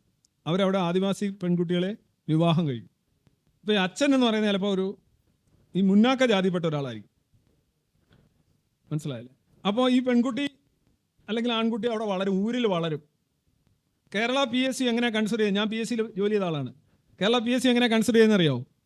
അച്ഛൻ മുന്നാക്ക ജാതി ആയതുകൊണ്ട് ഈ ആദിവാസി സ്ത്രീയിലുണ്ടായ കുട്ടിക്ക് യാതൊരു ജാതി ആനുകൂല്യമില്ല. അച്ഛൻ എങ്ങനെ ആയതുകൊണ്ട്. ഈ അടുത്തിടെയാണ്, ഒരു 10 വർഷമായിട്ടുണ്ടാവും മാറ്റിയിട്ടത്. അത് വളരെ നീണ്ട കോലാഹലം, നിയമപരമായ കോലാഹലത്തിന് ശേഷമാണ്. എന്നുവെച്ചാൽ അമ്മയ്ക്ക് അവിടെ പ്രാധാന്യമില്ല, അത് സ്ത്രീവിരുദ്ധമാണ്. അതോടൊപ്പം തന്നെ ജാതി എങ്ങനെ തീരുമാനിക്കുന്നത് എന്നുള്ളതിൻ്റെ പഴയ രീതിയിലാണ്. അച്ഛനാണ് ഈ എന്താ പറയുക സന്താനോൽപാദനം നടത്തൂ എന്നൊക്കെയാണ് വ്യാസനോട് പറയുന്നത്. എന്ന് വെച്ചാൽ ഇത് വ്യാസനാണ് നടത്തുന്നതാണ് മഹാഭാരതത്തിൽ എഴുതി വെച്ചിരിക്കുന്നത്. വ്യാസൻ വരുന്നു, ഇത് നടത്തുന്നു എന്ന് പറഞ്ഞാൽ എൻ്റെ അർത്ഥം എന്തുവാ? വ്യാസൻ്റെ ഇരിക്കുകയാണ് എല്ലാം എന്നല്ലേ? വ്യാസൻ്റെ മാക്സിമം പോയാൽ 50% ജനറ്റിക് സാധനമേ ഉള്ളൂ. വളരെ എത്ര അശാസ്ത്രീയമാണ്, എത്ര അമാനവികമാണ്, എത്ര സ്ത്രീവിരുദ്ധമാണ്. അപ്പം ഈ മതത്തിൻ്റെ കാര്യം പറയുമ്പോൾ മതത്തിന് ബേസിക്കലി കേരളത്തിൽ ജാതി ഉണ്ട്, സംവരണം ഉണ്ട് കേട്ടോ. കേരളത്തിലെ മതത്തിന് സംവരണമുണ്ട്. കേരളത്തിലെ മുസ്ലിങ്ങളെ നോക്കുകയാണെന്നുണ്ടെങ്കിൽ അവർ 99% അല്ലെ 95% സുന്നികളാണ്, ബാക്കി ഷിയകളുമാണ്. അവർക്ക് എൻ്റെ അതായത് തങ്ങൾ മുതൽ ഒസാൻ വരെ സംവരണമുണ്ട്. അത് ചിത്ര തിരുനാളിൻ്റെ കാലഘട്ടത്തിൽ 36 മുതലേ ഉണ്ട്. അത് ഭരണഘടനാ വിരുദ്ധമാണ്. ഭരണഘടന അങ്ങനെ പറയുന്നില്ല. ഭരണഘടന മതത്തിന് സംവരണം കൊടുക്കണമെന്ന് പറയുന്നില്ല. അങ്ങനെയാണെങ്കിൽ 80% സംവരണം ഹിന്ദു മതത്തിന് കിട്ടും. അത് തെറ്റാണ്, അത് ശരിയായ ഒരു പ്രവണതയല്ല. അത് രാജ്യത്ത് കൂടുതൽ പ്രശ്നങ്ങൾ ഉണ്ടാക്കുകയുള്ളൂ. നമ്മൾ സമയപരിമിതി മൂലം അവസാനിപ്പിക്കുകയാണ്. ഈ ചർച്ച തുടരുകയാണെങ്കിൽ ഇന്ന് രാത്രി വരെ തുടരാനുള്ള കാര്യങ്ങൾ നമുക്കുണ്ട്. പക്ഷെ നമുക്ക് തുടരാൻ നിവൃത്തിയില്ല. ഇതിനൊരു സംസാരിച്ചുകൊണ്ട് നമ്മുടെ ശ്രീകുമാർ സാറ് 2 വാക്ക് പറയും. എല്ലാവർക്കും നന്ദി, ഇത്ര നേരം ശ്രദ്ധിച്ചിരുന്നതിന്. ഞാൻ നിങ്ങളുടെ ഒരു കവിത വായിച്ചു കേൾപ്പിക്കാം. ഡോക്ടർ അംബേദ്കറിൻ്റെ അഭിപ്രായം 10 വർഷം കൊണ്ട് ഈ സംവരണം അവസാനിപ്പിക്കണമെന്നായിരുന്നു. ഹിന്ദു സമുദായം, പ്രധാനമായിട്ടും ഹിന്ദു സമുദായം അരികിലേക്ക് മാറ്റി നിർത്തപ്പെട്ട അംബേദ്കറിൻ്റെ സമൂഹത്തിൽപ്പെടുന്ന, അയ്യങ്കാളിയുടെ സമൂഹത്തിൽപ്പെടുന്ന ആൾക്കാരെ മുൻനിരയിലേക്ക് കൊണ്ടുവന്നിട്ട് ഇത് അവസാനിപ്പിക്കണമെന്നായിരുന്നു അദ്ദേഹം പറഞ്ഞത്. നമുക്ക് സാധിച്ചില്ല. ഇനി ഒരു ജാതി സെൻസസ് ഒക്കെ നടത്തി എത്ര പേര് മുൻനിരയിലേക്ക് വന്നിട്ടുണ്ടെന്നൊക്കെ നമുക്ക് നോക്കിയിട്ട് അത് അവസാനിപ്പിക്കാം. അതായിരിക്കും ഒരു നല്ല ഒരു യുക്തിയുള്ള തീരുമാനം എന്നാണ് എനിക്ക് തോന്നുന്നത്. നാസ്തികം. സ്നേഹപൂർണം സുധീരം സുനാസ്തികം. സ്നേഹപൂർണം സുധീരം സുനാസ്തികം. ജീവിതാന്തര സൗന്ദര്യ സൂചകം. നീലഗോളമുൾച്ചേർന്ന ഗാലക്സിയിൽ ജ്വാലകൾ വകഞ്ഞെത്തിയ ജാഗരം. സ്നേഹപൂർണം സുധീരം സുനാസ്തികം. എന്തത്, എങ്ങനെ, എന്തുകൊണ്ടിങ്ങനെ എന്നു ചോദ്യം തൊടുക്കും അന്വേഷണം. ജീവജാല നാനാത്വത്തിൽ ഉന്മതൻ നേർമുഖം കാട്ടും ഊർജപ്രചോദനം. സ്നേഹപൂർണം സുധീരം സുനാസ്തികം. ജ്ഞാനബന്ധുരം ചിന്താസുരബിലം സൂര്യരശ്മി പോൽ സൂക്ഷ്മം സഹായകം. കാലബോധത്തിൽ നിന്നുയർക്കൊള്ളുമീ കാവ്യ തീവ്രമാമുത്തരം നാസ്തികം. സ്നേഹപൂർണം സുധീരം സുനാസ്തികം. ഭാവസാന്ദ്ര മഹാപ്രപഞ്ചത്തിൻ്റെ പ്രായകോശം പഠിച്ച രസാത്ഭുതം. കാന്തസൂചിയാൽ സാഗരാതിർത്തികൾ ചൂണ്ടിടുന്ന സഞ്ചാരിതൻ സൗഹൃദം. സ്നേഹപൂർണം സുധീരം സുനാസ്തികം. ഭൗതികത്തിൻ്റെ ഉൽപ്പന്നമാത്മാവ്, ലൗകികത്തിൻ്റെ ലീലയീ കൽപ്പന. ഐഹികാനന്ദ തീക്ഷ്ണപ്രവാഹമായി നന്മ നൽകി ജ്വലിക്കുന്ന നാസ്തികം. സ്നേഹപൂർണം സുധീരം സുനാസ്തികം. അന്ധകാരത്തോടേറ്റുമുട്ടുന്നവർക്ക് ഇന്ധനം മനസ്പന്ദനം നാസ്തികം, വജ്രനക്ഷത്രമാർഗം സുധായനം, ലക്ഷ്യനേത്രം തെളിക്കുന്ന വാസ്തവം, സ്നേഹപൂർണം സുധീരം സുനാസ്തികം. മിത്തിനുത്ഭവ ശൃംഗം മനസ്സ് എന്ന രക്തസത്യം സ്ഫുരിപ്പിച്ച നാസ്തികം, മൃത്യുവിൻ്റെ അജ്ഞാത പ്രദേശത്ത് വെട്ടമായി വന്ന ശാസ്ത്രാവബോധനം, സ്നേഹപൂർണം സുധീരം സുനാസ്തികം. അർബുദാശങ്കയാൽ എൻ്റെ തൊണ്ടയിൽ കൽക്കരിത്തീ ചുവന്നു കനക്കവേ നിർഭയം വന്നു ശസ്ത്രക്രിയ മുറിക്കപ്പുറത്ത് കടത്തിയ നാസ്തികം, സ്നേഹപൂർണം സുധീരം സുനാസ്തികം.